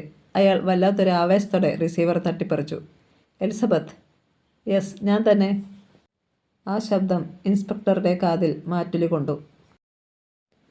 ഞൊടിയിടയിൽ ഇൻസ്പെക്ടർ ദേവനാഥിൽ വന്ന മാറ്റം ഡോക്ടർ രാജശേഖർ ശ്രദ്ധിച്ചു. റിസീവർ ക്രാഡിലിൽ വയ്ക്കുമ്പോൾ ആ മുഖത്ത് വിവേചിച്ചറിയുവാനാവാത്ത ഒരു ഭാവമായിരുന്നു. എന്താണുണ്ടായത്? ആരാണ് ഈ എലിസബത്ത്? ഡോക്ടർ തിരക്കി. I am sorry mister Rajasekhar. ഒക്കെ പിന്നീട് പറയാം. ഇപ്പോൾ അത്യാവശ്യമായും എനിക്ക് ഒരിടത്ത് പോകേണ്ടതുണ്ട്. പറഞ്ഞുകൊണ്ട് അയാൾ അകത്തേക്ക് നടന്നപ്പോൾ രാജശേഖറും എണീറ്റു. എങ്കിൽ ഞാൻ പോകുന്നു. ഓക്കെ. അല്പം കഴിഞ്ഞപ്പോൾ രാജശേഖരുടെ കാർ അകന്നു പോകുന്ന ശബ്ദം ദേവനാഥ് കേട്ടു. വേഗത്തിൽ യൂണിഫോം അണിഞ്ഞ് തൊപ്പിയും കെയിനും എടുത്തിട്ട് ഇൻസ്പെക്ടറും ജീപ്പിൽ കയറി. അത് സ്റ്റാർട്ട് ചെയ്തു. പക്ഷേ ഒരു പഴയ സംഭവം ആവർത്തിക്കപ്പെടുകയായിരുന്നു. ജീപ്പിൻ്റെ മുന്നിലെ 2 ടയറുകളും തകർന്നു കിടക്കുന്നു. ദേവനാഥിൻ്റെ കണ്ണുകളിൽ സംശയത്തിൻ്റെ നിഴൽ പരന്നു. താൻ ഇവിടെ എത്തിയിട്ട് അധിക സമയമായിട്ടില്ല. അതിനിടയിൽ ഇങ്ങനെ സംഭവിക്കണമെങ്കിൽ ബ്ലാക്ക് റോബോട്ട് തന്നെ പിന്തുടർന്നിരുന്നുവോ? രാജശേഖർ പോയില്ലായിരുന്നെങ്കിൽ ആ കാറിൽ ഉപയോഗിക്കാമായിരുന്നു. എങ്ങനെയും ഉടനെ എലിസബത്തിനെ സന്ധിച്ചേ മതിയാകൂ. ബ്ലാക്ക് റോബോട്ടിനെ കുറിച്ച് ഇപ്പോൾ അറിയാവുന്ന ഏക വ്യക്തി അവളാണ്. ഉടനെ അയാൾ ഫോണിനരികിലേക്ക് ഓടി. അവിടെയും ഇൻസ്പെക്ടർ പരാജയത്തിൻ്റെ മുഖം കണ്ടു. ആരോ ഫോൺ കട്ട് ചെയ്തിരിക്കുകയാണ്. എല്ലാം നിമിഷങ്ങൾക്കുള്ളിൽ തന്നെ. ശത്രുക്കൾ തന്നെ വലയം ചെയ്തിരിക്കുകയാണ്. ഇങ്ങനെ വന്നാൽ തനിക്ക് ഭ്രാന്ത് പിടിക്കുമെന്ന് പോലും അയാൾക്ക് തോന്നി. ഇല്ല, ഇൻസ്പെക്ടർ ദേവനാഥ് അത്ര വേഗം പരാജയം സമ്മതിക്കില്ല. അതൊരു ഉറച്ച തീരുമാനമായിരുന്നു. വീടിനുള്ളിൽ അല്പനേരം അങ്ങിങ്ങ് നടന്നു. നേരം 3 മണിയാകുന്നതേയുള്ളൂ. നിരത്തിലൂടെ ഏതെങ്കിലും വാഹനം വരാതിരിക്കില്ല. അയാൾ പുറത്തിറങ്ങി റോഡിലൂടെ ധൃതിയിൽ നടന്നു. കഷ്ടിച്ച് 10 മിനിറ്റ് കഴിഞ്ഞപ്പോൾ പിന്നിൽ ഒരു വാഹനത്തിൻ്റെ വെളിച്ചം ഇൻസ്പെക്ടർ കൈനീട്ടി. പോലീസ് ഉദ്യോഗസ്ഥനെ കണ്ടതുകൊണ്ടാവാം ജീപ്പ് നിന്നു. അതിൽ നിറയെ ആൾക്കാർ. ഞാനും വരുന്നു, ദേവനാഥ് പറഞ്ഞു. ഒരാൾ ഒതുങ്ങി ഇരുന്നു കൊടുത്തു. ദേവനാഥ് കയറി. ജീപ്പ് നീങ്ങി ഒരു ടാക്സി സ്റ്റാൻഡിനടുത്തിയപ്പോൾ ഇറങ്ങി. ടാക്സിയിൽ 2-ാം നമ്പർ തെരുവിലേക്ക്. 37-ാം നമ്പർ ഫ്ലാറ്റാണെന്ന് ഫോണിൽ പറഞ്ഞിരിക്കുന്നത്. അയാൾ ഇരുവശത്തും ശ്രദ്ധിച്ചു. അവസാനം ഭംഗിയുള്ള ഒരു വീടിന് മുന്നിൽ കാർ നിന്നു. ആ നേരത്താണ് അകത്തു നിന്നും കറുത്ത നിറമുള്ള ഒരു കാർ പാഞ്ഞു വന്നത്. അത് ഇൻസ്പെക്ടർ വന്ന വഴിക്ക് എതിരെ പാഞ്ഞുപോയി. ഇൻസ്പെക്ടറെ നെറ്റി ചുളിഞ്ഞു. പക്ഷേ ആ വീട്ടിൽ ആരൊക്കെയുണ്ടെന്നറിയാതെ കാറിനെ സംശയിക്കുന്നത് ശരിയല്ല. പോർച്ചിനടുത്തെത്തിയപ്പോഴേക്കും ഒരു വൃദ്ധൻ ഇറങ്ങി വന്നു. അയാൾ ഇൻസ്പെക്ടറുടെ സംശയഭാവത്തിൽ നോക്കി. മിസ് എലിസബത്തിൻ്റെ വീടല്ലേ? അതെ. താങ്കൾ? ഞാൻ ഇൻസ്പെക്ടർ ദേവനാഥ്. എനിക്ക് ഉടനെ ആ കുട്ടിയെ ഒന്ന് കാണണം. വൃദ്ധൻ അമ്പരപ്പോടെ ദേവനാഥനെ നോക്കി. സാർ സത്യമാണോ പറയുന്നത്? എന്താ അങ്ങനെ ചോദിച്ചത്? താങ്കളുടെ പേര് പറഞ്ഞ് ഒരാൾ വന്ന് അവളെ കൂട്ടിക്കൊണ്ടു പോയതേയുള്ളൂ. ആ കറുത്ത കാറിലോ? അതെ. പിന്നീട് സംസാരിക്കാൻ നിൽക്കാതെ ദേവനാഥ് കാറിൽ ചാടിക്കയറി. ആ കറുത്ത കാറിനെ പിന്തുടരണം. ഡ്രൈവർ ചെറുപ്പക്കാരനായിരുന്നു. ഒരസ്ത്രം പോലെ കാർ കുതിച്ചു പാഞ്ഞു. പക്ഷേ ഈ അവസരത്തിൽ മറ്റൊരു സംഭവം നടക്കുകയായിരുന്നു. ആ കറുത്ത കാർ പ്രധാന റോഡിലെത്തുമ്പോൾ മുന്നിൽ സാവധാനം പോകുന്ന ട്രക്ക് കണ്ടു. കാറിലുണ്ടായിരുന്നയാൾ സിഗ്നൽ കാണിച്ചു. ഉടൻ ട്രക്കിൻ്റെ പിൻഭാഗം ഇളകി താഴേക്ക് വന്നു. റോഡിലേക്ക് ഒരു ചരിച്ചിട്ട പലക പോലെ. എലിസബത്തിന് ഒന്നും മനസ്സിലായില്ല. സമീപത്തിരിക്കുന്ന പോലീസ് വേഷധാരിയുടെ മുഖം മങ്ങിയ വെളിച്ചത്തിൽ ശ്രദ്ധിച്ചു. അയാൾക്ക് യാതൊരു ഭാവഭേദവുമില്ല. പകരം ഗിയർ ചേഞ്ച് ചെയ്ത് ചെരിഞ്ഞ ഭാഗത്തുകൂടി ട്രക്കിനുള്ളിലേക്ക് കാർ ഓടിച്ചു കയറ്റി. അപ്പോൾ തന്നെ പിൻഭാഗം ഉയർന്ന് പഴയ നിലയാവുകയും ചെയ്തു. തികഞ്ഞ അന്ധകാരം. എലിസബത്തിന് ഭീതി തോന്നി. ആ നേരത്ത് പോലീസ് വേഷധാരിയുടെ കൈകൾ അവളെ വലയം ചെയ്തു കഴിഞ്ഞിരുന്നു. അവൾക്ക് കുതറിമാറുവാൻ കഴിഞ്ഞില്ല. ആ കൈകൾ അവളെ ശല്യപ്പെടുത്തിക്കൊണ്ടിരുന്നു. ട്രക്ക് സാവധാനം മുന്നോട്ട് പോകുകയും പോലീസുകാരുടെ മുന്നിലൂടെ തന്നെ ലക്ഷ്യത്തിലെത്തുകയും ചെയ്തു. വലിയൊരു കെട്ടിടത്തിന് മുന്നിലാണത് നിന്നത്. കയറിയതുപോലെ തന്നെ അത് പുറത്തേക്കിറങ്ങി. അപ്പോൾ എലിസബത്ത് ഏതാണ്ട് തളർന്ന മട്ടിലായിരുന്നു. അർദ്ധനിലീമ നേത്രങ്ങൾ കൊണ്ട് അവൾ പോലീസ് വേഷധാരിയെ നോക്കി. അയാളുടെ മുഖത്ത് സംതൃപ്തിയുടെ തിളക്കം. സാർ? അവൾ തേങ്ങിപ്പോയി. ഞാൻ നീ ഉദ്ദേശിക്കുന്ന സാറല്ലടി? അവൾ ഞെട്ടി. യെസ്, ഞാൻ നീ ഒറ്റക്കൊടുക്കാൻ ശ്രമിച്ച ബ്ലാക്ക് റോബോട്ട് തന്നെയാണ്. അമ്മേ! അവ്യക്തമായ ഒരു സ്വരം എലിസബത്തിൽ നിന്നും ഉയർന്നു. കണ്ണുകളിൽ ഇരുട്ട് കയറി. അവൾ പിന്നോട്ട് മറിഞ്ഞപ്പോൾ ബ്ലാക്ക് റോബോട്ട് താങ്ങി. പിന്നെ ഒരു കുട്ടിയെ എടുക്കുന്ന ലാഘവത്തോടെ അവളെ തോളിലിട്ടുകൊണ്ട് നടന്നുപോയി. എലിസബത്ത് കണ്ണു തുറന്നപ്പോൾ ബ്ലാക്ക് റോബോട്ട് എന്ന ഭീകരൻ ഒരു ചുരുട്ട് പുകച്ചുകൊണ്ട് അവൾ കരികിലായി കിടക്കയിൽ ഇരിക്കുകയായിരുന്നു. വെറുപ്പോടെ അവൾ അയാളെ നോക്കി. സുന്ദരി കുട്ടി, നീ മിടുക്കിയാണ്. എനിക്ക് നിന്നെ വേണം. അവൾ കരയാൻ തുടങ്ങി. കരയാതെ. നിന്നെ ഞാൻ കൊല്ലുകയൊന്നുമില്ല. പക്ഷേ നീ എന്നോട് സഹകരിക്കണം. എനിക്ക് നിന്നോട് വിരോധമൊന്നുമില്ല. കാരണം മറ്റൊരാളായിരുന്നെങ്കിൽ ഇങ്ങനെയൊക്കെ തന്നെ ചെയ്തു പോയേനെ. ഏതായാലും തക്ക സമയത്ത് ഞാൻ അറിഞ്ഞതുകൊണ്ട് എല്ലാം ശുഭമായി പര്യവസാനിച്ചു. അവളൊന്നും പറഞ്ഞില്ല. നീ ഇതാരോടെങ്കിലും പറഞ്ഞിട്ടുണ്ടോ? ഇല്ല. മിടുക്കി. അയാൾ അവളുടെ തോളിൽ തട്ടി. ആഭ്യന്തരമന്ത്രി ഗോപാൽ സിംഗ് തൻ്റെ വസതിയിൽ തിരിച്ചെത്തിയത് സന്ധ്യയോടടുത്ത നേരത്താണ്. പോലീസ് ഉദ്യോഗസ്ഥന്മാരുമായി ഒരു കോൺഫറൻസിൽ പങ്കെടുക്കുകയായിരുന്നു അദ്ദേഹം. ബ്ലാക്ക് റോബോട്ട് തന്നെയായിരുന്നു വിഷയം. ബ്ലാക്ക് റോബോട്ടിൻ്റെ ഓപ്പറേഷന് വേണ്ടി ഒരു സ്ക്വാഡ് തന്നെ രൂപീകരിക്കണമെന്ന് തീരുമാനിച്ചതാണ് പിരിഞ്ഞത്.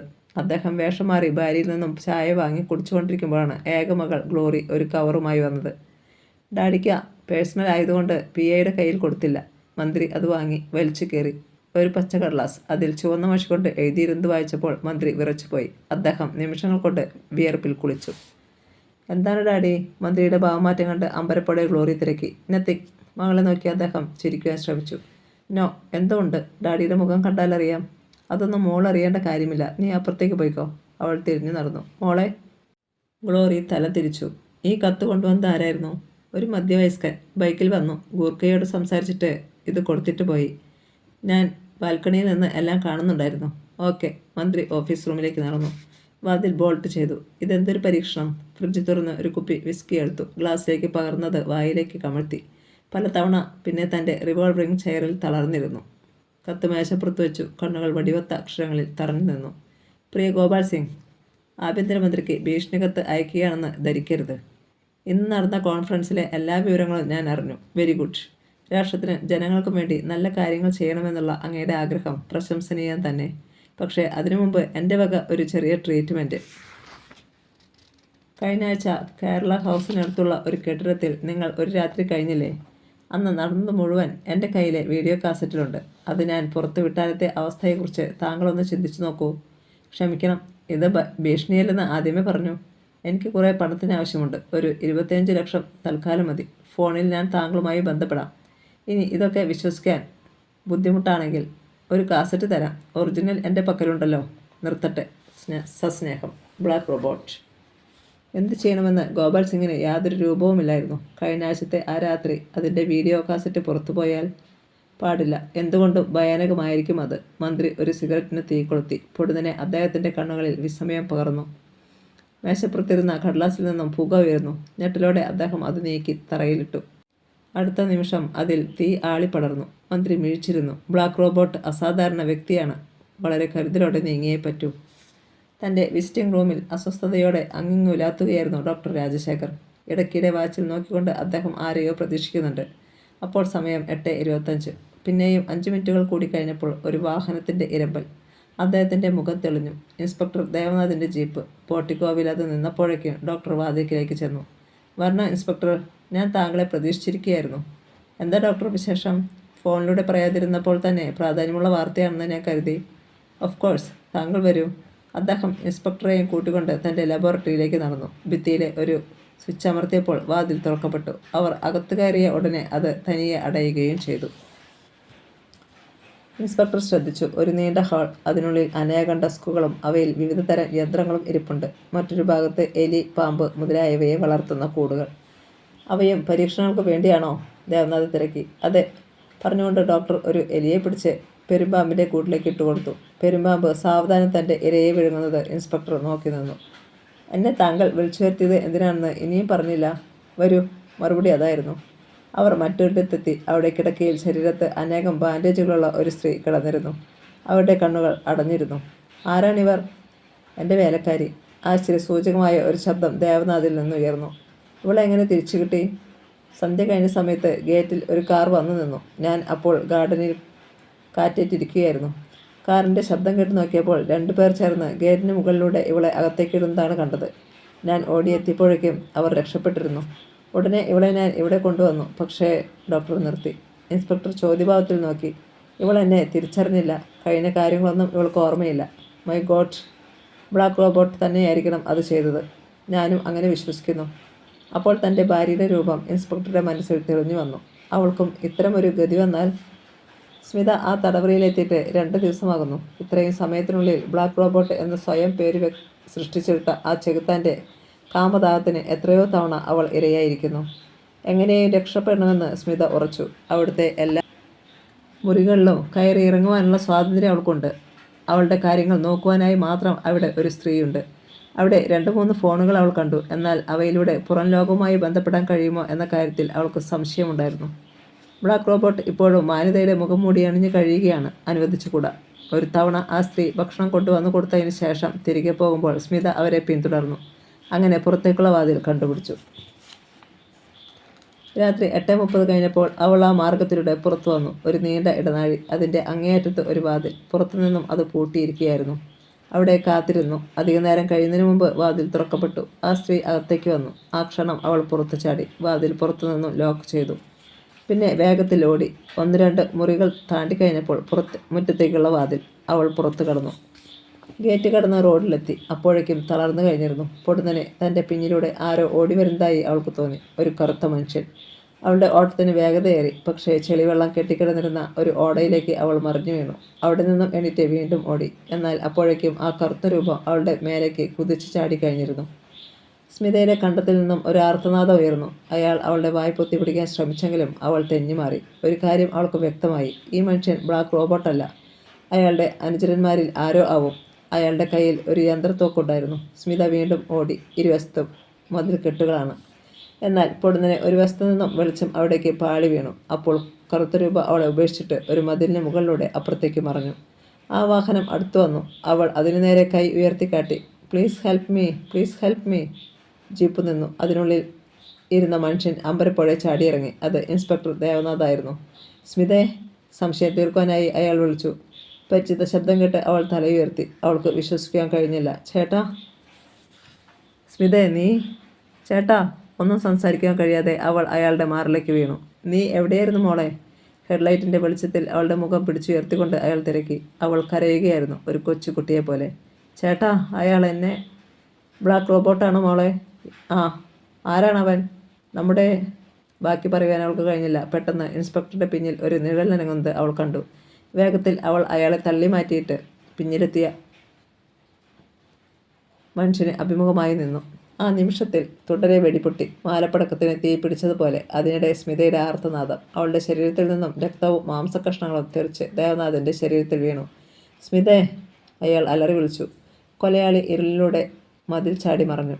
വെടിയുണ്ടകൾ മുഴുവൻ സ്മിതയുടെ ശരീരത്തിലാണ് തറഞ്ഞത്. ചിലത് ജീപ്പിലും. ജീപ്പിൻ്റെ ഒരു ഹെഡ്ലൈറ്റ് തകർന്നു പോയി. ചേട്ടാ! കാറ്റുതൊലഞ്ഞ ചെടി പോലെ അവൾ തറയിലേക്ക് വീണു. സ്മിതേ! ദേവനാഥ് അവളെ താങ്ങി. ഒരു ചോരക്കട്ടയായിരുന്നു അവൾ. മോളെ! അയാളുടെ കഴുത്തിൽ അവളുടെ കൈ മുറുകി. പിന്നെ ആ പിടി വിട്ടില്ല. രാത്രി 10 മണി. ആഭ്യന്തരമന്ത്രി ഗോപാൽ സിംഗ് ഏത് നിമിഷവും ബ്ലാക്ക് റോബോട്ടിൻ്റെ ഫോൺ സന്ദേശം പ്രതീക്ഷിച്ച് ഇരിക്കുകയായിരുന്നു. അദ്ദേഹം ശരിക്കും മദ്യപിച്ചിരുന്നു. അന്നത്തെ പരിപാടികൾ മുഴുവൻ റദ്ദു ചെയ്തു. വൈകിട്ട് ആഹാരം കഴിക്കാനുള്ള ഭാര്യയുടെ ക്ഷണം പോലും നിരസിച്ചു. ഓഫീസ് റൂമിൽ നിന്നും പുറത്തിറങ്ങുവാൻ കൂടി അദ്ദേഹം കൂട്ടാക്കിയില്ല. 10:15 ആയപ്പോൾ മേശപ്പുറത്തിരുന്ന ഫോൺ ശബ്ദിച്ചു. ആകാംക്ഷയോടെ റിസീവർ എടുത്തു. ഹലോ. ആ ബ്ലാക്ക് റോബോട്ട്. മന്ത്രിക്ക് ഹൃദയത്തിൽ ഒരു തീക്കട്ട വീണതുപോലെ തോന്നി. നിങ്ങൾക്ക് എന്തു വേണം? അത് ഞാൻ നേരത്തെ പറഞ്ഞിരുന്നല്ലോ. ആ, ഇനിയുള്ള കാര്യങ്ങൾ ഫോണിലൂടെ പറയാൻ പറ്റില്ല. ആയതിനാൽ 1 മണിക്കൂറിനുള്ളിൽ ഞാൻ അവിടേക്ക് വരും. ഇവിടേക്കോ? എന്താ, പേടിയുണ്ടോ? മന്ത്രി ഒന്നും സംസാരിച്ചില്ല. എനിക്ക് നേരിൽ സംസാരിക്കണം. പക്ഷേ ഒന്നും പറയണമെന്നില്ല. ഈ തക്കത്തിന് അയാളെ കുടുക്കിലാക്കിയാലെന്തെന്ന് മന്ത്രി ചിന്തിക്കാതിരുന്നില്ല. പോലീസ് സ്റ്റേഷനിലേക്ക് ഒന്ന് വിളിച്ചു പറഞ്ഞാൽ മതി. മിസ്റ്റർ ഗോപാൽ സിംഗ്, റോബർട്ട് വിളിച്ചു. എന്നെ അകത്താക്കിക്കാമെന്ന വിചാരമൊന്നും മനസ്സിൽ തോന്നരുത്. കാരണം ഞാൻ ലോക്കപ്പിലായാൽ കാസറ്റിൻ്റെ 100 കണക്കിന് പ്രിൻ്റുകൾ നഗരത്തിലെത്തും. അതിനുള്ള മുൻകരുതലുകളൊക്കെ ഞാൻ എടുത്തിട്ടുണ്ട്. പിന്നീട് നിങ്ങളുടെ ഗതി എന്താകുമെന്ന് ഞാൻ പറയേണ്ടല്ലോ. മന്ത്രി വിറച്ചുപോയി. നിങ്ങൾ ഫോണിലൂടെ സംസാരിക്കേണ്ട. മന്ത്രിക്ക് പരിഭ്രമം. ആരെങ്കിലും ഫോൺ ചോർത്തിയാൽ? Thank you. ഗൂർഖയോട് പറയുക എന്നെ തടയരുതെന്ന്. ശരി. ഉടൻ മന്ത്രി ഗൂർഖയ്ക്ക് ഫോൺ ചെയ്തു. നിർദ്ദേശങ്ങൾ നൽകി. 1 മണിക്കൂറെന്ന് ബ്ലാക്ക് റോബോട്ട് വെറുതെ പറഞ്ഞതായിരുന്നു. അടുത്തൊരിടത്ത് നിന്ന് ലൈനിൽ കണക്ഷൻ കൊടുത്താണ് അയാൾ മന്ത്രിയുമായി സംസാരിച്ചത്. പിന്നെ 10 മിനിറ്റോളം നേരത്തേക്ക് മന്ത്രി പുറത്ത് ആരെങ്കിലുമായി ബന്ധപ്പെടുന്നുണ്ടോ എന്ന് അറിയാൻ റിസീവർ കാതിൽ ചേർത്ത് വെച്ചുകൊണ്ട് നിന്നു. എല്ലാം സുരക്ഷിതമെന്ന് ഉറപ്പുവരുത്തിയിട്ട് അയാൾ ഗേറ്റിനരികിലെത്തി. ഗൂർഖ അത് തുറന്നു കൊടുത്തു. തികച്ചും മാന്യമായ ഒരു വേഷത്തിലായിരുന്നു അപ്പോൾ അയാൾ. നീല നിറത്തിലുള്ള പാൻറ്റും സ്യൂട്ടും. മഞ്ഞ് വീഴാതിരിക്കുവാനായി വീതിയേറിയ ഒരു തൊപ്പി. മുഖം കൃത്രിമമാണെന്ന് മാത്രം. അയാൾ എത്തിയ വിവരം ഗൂർഖ മന്ത്രിയെ അറിയിച്ചു. അദ്ദേഹം തന്നെ വാതിൽക്കൽ വന്ന് വേഗത്തിൽ അയാളെയും കൊണ്ട് തൻ്റെ ഓഫീസ് റൂമിൽ കയറുമ്പോൾ ഗ്ലോറി കോണിപ്പടി ഇറങ്ങി വന്നു. അവളെ അയാൾ സൂക്ഷിച്ചു നോക്കി. ആരടാടി ഇത്? ഒരു സുഹൃത്ത്. ഹലോ. അയാൾ ചിരിച്ചു. അവളും. മന്ത്രി റോബോട്ടും ഓഫീസ് റൂമിൽ കയറി വാതിലടച്ച് കുറ്റിയിട്ടു. കോട്ടിൻ്റെ കീശയിൽ നിന്നും ഒരു വീഡിയോ കാസറ്റ് പുറത്തെടുത്തിട്ട് മന്ത്രിയുടെ അനുവാദം കൂടാതെ തന്നെ അയാളത് VCPയിലിട്ടു. മന്ത്രി ടിവിയിലേക്ക് നോക്കിയിരുന്നു. അതിൽ തെളിഞ്ഞ ചിത്രങ്ങൾ കണ്ടപ്പോൾ മന്ത്രിയുടെ മുഖം വലിഞ്ഞു മുറുകി. പിന്നീട് അല്പഭാഗങ്ങൾ കൂടി വേഗത്തിൽ ഓടിച്ചു കാണിച്ചിട്ട് ബ്ലാക്ക് റോബോട്ട് അത് ഓഫ് ചെയ്തു. എന്ത് പറയുന്നു? കാസറ്റ് എടുത്ത് മന്ത്രിയുടെ കയ്യിൽ കൊടുത്തുകൊണ്ട് അയാൾ ചോദിച്ചു. നിങ്ങൾ? മന്ത്രിയുടെ സ്വരം മുറിഞ്ഞു. ഞാൻ ഇത് പുറത്തു കാണിച്ചാൽ പിന്നീട് നിങ്ങൾ ഭൂമുഖത്തുണ്ടായിരിക്കില്ല. ഞാൻ നിങ്ങൾക്ക് രൂപ തന്നാൽ ഇതിൻ്റെ നെഗറ്റീവും മറ്റ് പ്രിൻ്റുകളും നിങ്ങൾ എനിക്ക് തരുമോ? മന്ത്രി തിരക്കി. ഒരിക്കലുമില്ല. അയാൾ സാവധാനം മറുപടി പറഞ്ഞു. കാരണം അത് കിട്ടിക്കഴിഞ്ഞാൽ പിന്നീട് നിങ്ങൾക്ക് എന്നെ എന്തു ചെയ്യാം? അപ്പോൾ പിന്നെ നിങ്ങളിത് പുറത്ത് കാണിക്കുകയില്ലെന്ന് എന്താണ് ഉറപ്പ്? ഒരു ഉറപ്പുമില്ല. ഇനിയും ഞാൻ പണവും ആവശ്യപ്പെട്ടെന്നിരിക്കും. ചെകുത്താനും കടലിനും ഇടയിലായതുപോലെയായി മന്ത്രി. മേശക്കുള്ളിൽ റിവോൾവർ ഇരിപ്പുണ്ട്. എടുത്ത് ഇയാളുടെ നെഞ്ചിലേക്ക് നിറയൊഴിച്ചാൽ എന്തെന്ന് പോലും തോന്നി. പക്ഷേ ഇയാൾ മരിച്ചാൽ കാസറ്റ് പുറത്തു വരും. അത് പാടില്ല. മന്ത്രിയുടെ അനുവാദം കൂടാതെ അയാൾ ഫ്രിഡ്ജിൽ നിന്നും ഒരു കുപ്പി വിസ്കി എടുത്തു. അതിൻ്റെ അടപ്പ് കടിച്ചു തുറന്ന് വായിലേക്ക് കമഴ്ത്തി. സോഡ കുടിക്കുന്നത് പോലെ അയാളത് കുടിക്കുന്നത് നോക്കി മന്ത്രി മിഴിച്ചിരുന്നു. താങ്കളൊന്നും പറഞ്ഞില്ല. പകുതിയിലധികം മദ്യം അകത്താക്കിയിട്ട് കുപ്പിയടച്ച് യഥാസ്ഥാനത്ത് വയ്ക്കുന്നതിനിടയിൽ ബ്ലാക്ക് റോബോട്ട് സംസാരിച്ചു. നിങ്ങൾ എന്നെ ഒന്ന് കൊന്നു തരുമോ? മന്ത്രി സഹി കെട്ടവനെ പോലെ ചോദിച്ചു. സമയമായില്ല. ആകുമ്പോൾ അങ്ങനെ ചെയ്യാം. നിങ്ങളൊന്ന് ഉപദ്രവിക്കാതിരിക്കാമോ? ഇരിക്കാം. ഞാൻ ചോദിച്ച പണം 24 മണിക്കൂറുകൾക്കുള്ളിൽ കിട്ടണം. 25 ലക്ഷം രൂപയ്ക്ക് ഞാൻ എവിടെ പോകും? ദേ മന്ത്രിമാരെ, വേല എൻ്റെ അടുത്ത് വേണ്ട. നിങ്ങൾ അഞ്ചൻ്റെയും അമ്മാവിയപ്പൻ്റെയും ഒക്കെ പേരിൽ എന്തുമാത്രം സമ്പാദിച്ചിട്ടുണ്ടെന്ന് എനിക്കറിയാം. മന്ത്രിയുടെ മുഖം വാടി. അതുപോരെങ്കിൽ കപ്പലിൽ നടത്തുന്ന ബിസിനസ്സും ഒന്ന് നിർത്തുന്നുണ്ടോ? ഉവ്. അയാൾ ഒരു ചുരുട്ട് കത്തിച്ചു. പണം നാളെ വൈകിട്ട് 8 മണിക്ക് കുത്തബ് മീനാറിനടുത്ത് കൊണ്ടുവരണം. താങ്കൾ ഇവിടെ നിന്നും യാത്ര തിരിക്കുമ്പോൾ മുതൽ എൻ്റെ ആൾക്കാർ വാച്ച് ചെയ്യുന്നുണ്ടാവും. കുറേ കഴിഞ്ഞ് ഒരു കാർ ഓവർടേക്ക് ചെയ്യും. ആദ്യം ഒരു കത്ത് താങ്കൾക്ക് ഇട്ടുതരും. അത് സിഗ്നൽ. അല്പം മുന്നോട്ട് മാറ്റി താങ്കൾ കാർ നിർത്തണം. ഒരാൾ കാറിനരികിൽ വരും. ബ്രീഫ് കേസ് അയാളെ ഏൽപ്പിച്ചേക്കുക. അത്രയും പറഞ്ഞിട്ട് മന്ത്രിയുടെ അനുവാദത്തിന് കാത്തിരിക്കാതെ ബ്ലാക്ക് റോബോട്ട് മുറിയിൽ നിന്നും ഇറങ്ങിപ്പോയി. പുറത്ത് കട്ടിക്കൂടി വരുന്ന ഇരുട്ടിലേക്ക് തുറച്ചു നോക്കിക്കൊണ്ട് ഇൻസ്പെക്ടർ ദേവനാഥ് തളർന്നിരുന്നു. ഡോക്ടർ രാജശേഖർ അയാളെ സാന്ത്വനിപ്പിച്ചിട്ട് പോയതേയുള്ളൂ. മഞ്ഞിൻ കണങ്ങളെ വഹിച്ചുകൊണ്ടുള്ള കാറ്റ് ചീറിയടിച്ചു. അസഹ്യമായ തണുപ്പ്. ഒന്നും അയാൾ അറിയുന്നുണ്ടായിരുന്നില്ല. ഓർമ്മയിൽ സ്മിതയുടെ മുഖമാണ്. മൃതദേഹം മോർച്ചറിയിലാണ്. നാളെ രാവിലെ പോസ്റ്റ്മോർട്ടം കഴിഞ്ഞു കിട്ടും. അവൾ മരിച്ചുവെന്ന് വിശ്വസിക്കാൻ കഴിയുന്നില്ല. ബ്ലാക്ക് റോബോട്ട് എത്ര ശക്തനായാലും താൻ അവനെ കണ്ടുപിടിക്കും. തൻ്റെ കൈക്കൊണ്ടായിരിക്കും അവൻ്റെ മരണം, തീർച്ച. ഒരു കാറ്റുകൂടി ചൂളം വിളിച്ചു വന്നു. അയാൾ എണീറ്റു. ഒരു യന്ത്രം കണക്കെ അകത്തേക്ക് നടന്നു. ലൈറ്റുകൾ കെടുത്തിയില്ല. കിടക്കയിൽ തളർന്നു വീണെങ്കിലും ഉറക്കം വന്നില്ല. മനസ്സിൽ സ്മിതയുടെ രക്താഭിക്ഷിപ്തമായ രൂപം. ബ്ലാക്ക് റോബോട്ട് തീർച്ചയായും താൻ അറിയുന്ന ആരോ ആണ്. ആരെന്ന് ചോദിച്ചപ്പോൾ നമ്മുടെ എന്നുവരെ അവൾ പറഞ്ഞു. ബാക്കി പറയുന്നതിന് മുമ്പ് അടുത്ത ദിവസം സ്മിതയുടെ മൃതദേഹം പോസ്റ്റ്മോർട്ടത്തിന് ശേഷം പൊതുശ്മശാനത്തിൽ ദഹിപ്പിച്ചു. ചിതയ്ക്ക് തീ കൊളുത്തുമ്പോൾ ഡോക്ടർ രാജശേഖർ ദേവനാഥിനെ താങ്ങി. ഉയർന്ന പോലീസ് ഉദ്യോഗസ്ഥന്മാർ അവിടെ സന്നിഹിതരായിരുന്നു. ഏവരുടെയും കണ്ണുകളെ ഈറനണിയിക്കുന്ന ഒരു കാഴ്ചയായിരുന്നു അത്. അന്ന് വൈകിട്ട് 7:50 ആയപ്പോൾ ഒരു ബ്രീഫ് കേസുമായി ആഭ്യന്തരമന്ത്രി ഗോപാൽ സിംഗ് കാറിൽ കയറി. എവിടേക്കാണ് സാർ? ഡ്രൈവർ തിരക്കി. കുത്തബ് മീനാറിനടുത്തേക്ക്. കാർ 1 കിലോമീറ്റർ സഞ്ചരിച്ചു കഴിഞ്ഞപ്പോൾ ഒരു കറുത്ത കാർ പിന്നിൽ പ്രത്യക്ഷപ്പെട്ടു. കുറേ കഴിഞ്ഞ് അത് മന്ത്രിയുടെ കാറിനെ ഓവർടേക്ക് ചെയ്യുകയും താഴ്ത്തി വെച്ചിരുന്ന സൈഡ് ഗ്ലാസിന് മുകളിലൂടെ ഒരു കവർ മന്ത്രിയുടെ മടിയിൽ വന്നു വീഴുകയും ചെയ്തു. അദ്ദേഹം അതെടുത്ത് കീശയിൽ തിരുകി. അത് ഡ്രൈവർ കണ്ടില്ല. മന്ത്രി ഒരു വസ്തു പുറത്തേക്കിട്ടു. കറുത്ത കാർ കുറേ മുന്നിൽ നിശ്ചലമാകുന്നത് കണ്ടപ്പോൾ മന്ത്രി പറഞ്ഞു, കാർ നിർത്തൂ. ഡ്രൈവർ അനുസരിച്ചു. അപ്പോൾ മുന്നിലെ കാറിൽ നിന്നിറങ്ങി ഒരാൾ നടന്നു വരുന്നത് കണ്ടു. എന്താണ് സാർ? ഡ്രൈവർക്കൊന്നും മനസ്സിലായില്ല. അല്പം പിറകിലായി എൻ്റെ ലൈറ്റർ റോഡിൽ വീണുപോയി. കയ്യിലിരിക്കുകയായിരുന്നു. ഞാൻ എടുത്തുകൊണ്ടുവരാം സാർ. അയാൾ പിന്നിലേക്ക് നടന്ന അവസരത്തിൽ മുന്നിലൂടെ വന്നയാൾ കാറിനരികിലെത്തി. മന്ത്രി ബ്രീഫ് കേസ് എടുത്തു നീട്ടി. പറഞ്ഞ അത്രയും ഉണ്ടല്ലോ? അയാൾ പെട്ടിയുടെ ഭാരം നോക്കി. ഉണ്ട്. വീട്ടിലെത്തുമ്പോൾ ആ കത്ത് വായിക്കണം. അയാൾ പോയി കഴിഞ്ഞപ്പോഴേക്കും ഡ്രൈവർ ലൈറ്ററുമായി തിരിച്ചെത്തി. ഒരു കാര്യം മറന്നു. മന്ത്രി വാച്ച് നോക്കി. താൻ വണ്ടി തിരിച്ചുവിട്. ഒരാൾക്ക് ഫോൺ ചെയ്യാനുണ്ട്. അനുസരിക്കാൻ മാത്രം അറിയാവുന്ന ഡ്രൈവർ അങ്ങനെ ചെയ്തു. വീട്ടിലെത്തിയ ഉടനെ മന്ത്രി തൻ്റെ ഓഫീസ് റൂമിൽ കയറി കവർ വലിച്ചു കീറി. അതിനുള്ളിൽ ചുവന്ന മഷി കൊണ്ടെഴുതിയ പച്ചക്കടലാസ്. സാർ, ഞാൻ ആരെന്ന് വെളിപ്പെടുത്തുവാൻ ആഗ്രഹിക്കുന്നു. ഒരുപക്ഷെ എന്നെ ഓർമ്മിക്കുന്നില്ലെങ്കിലും അച്ഛനെ മറന്നിരിക്കാനിടയില്ല. ഞാൻ കിരൺലാലിൻ്റെ മകനാണ്. കിരൺലാൽ. ആ പേര് വായിച്ചപ്പോൾ തന്നെ ആഭ്യന്തരമന്ത്രി ഷോക്കേറ്റതുപോലെ ഒന്ന് പിടഞ്ഞു. My God! അദ്ദേഹത്തിൻ്റെ കണ്ണുകളിൽ ഇരുട്ട് കയറി. പൊടുന്നനെ കടലാസിൽ തീ പടരുകയും ചെയ്തു. കഥ തുടരും.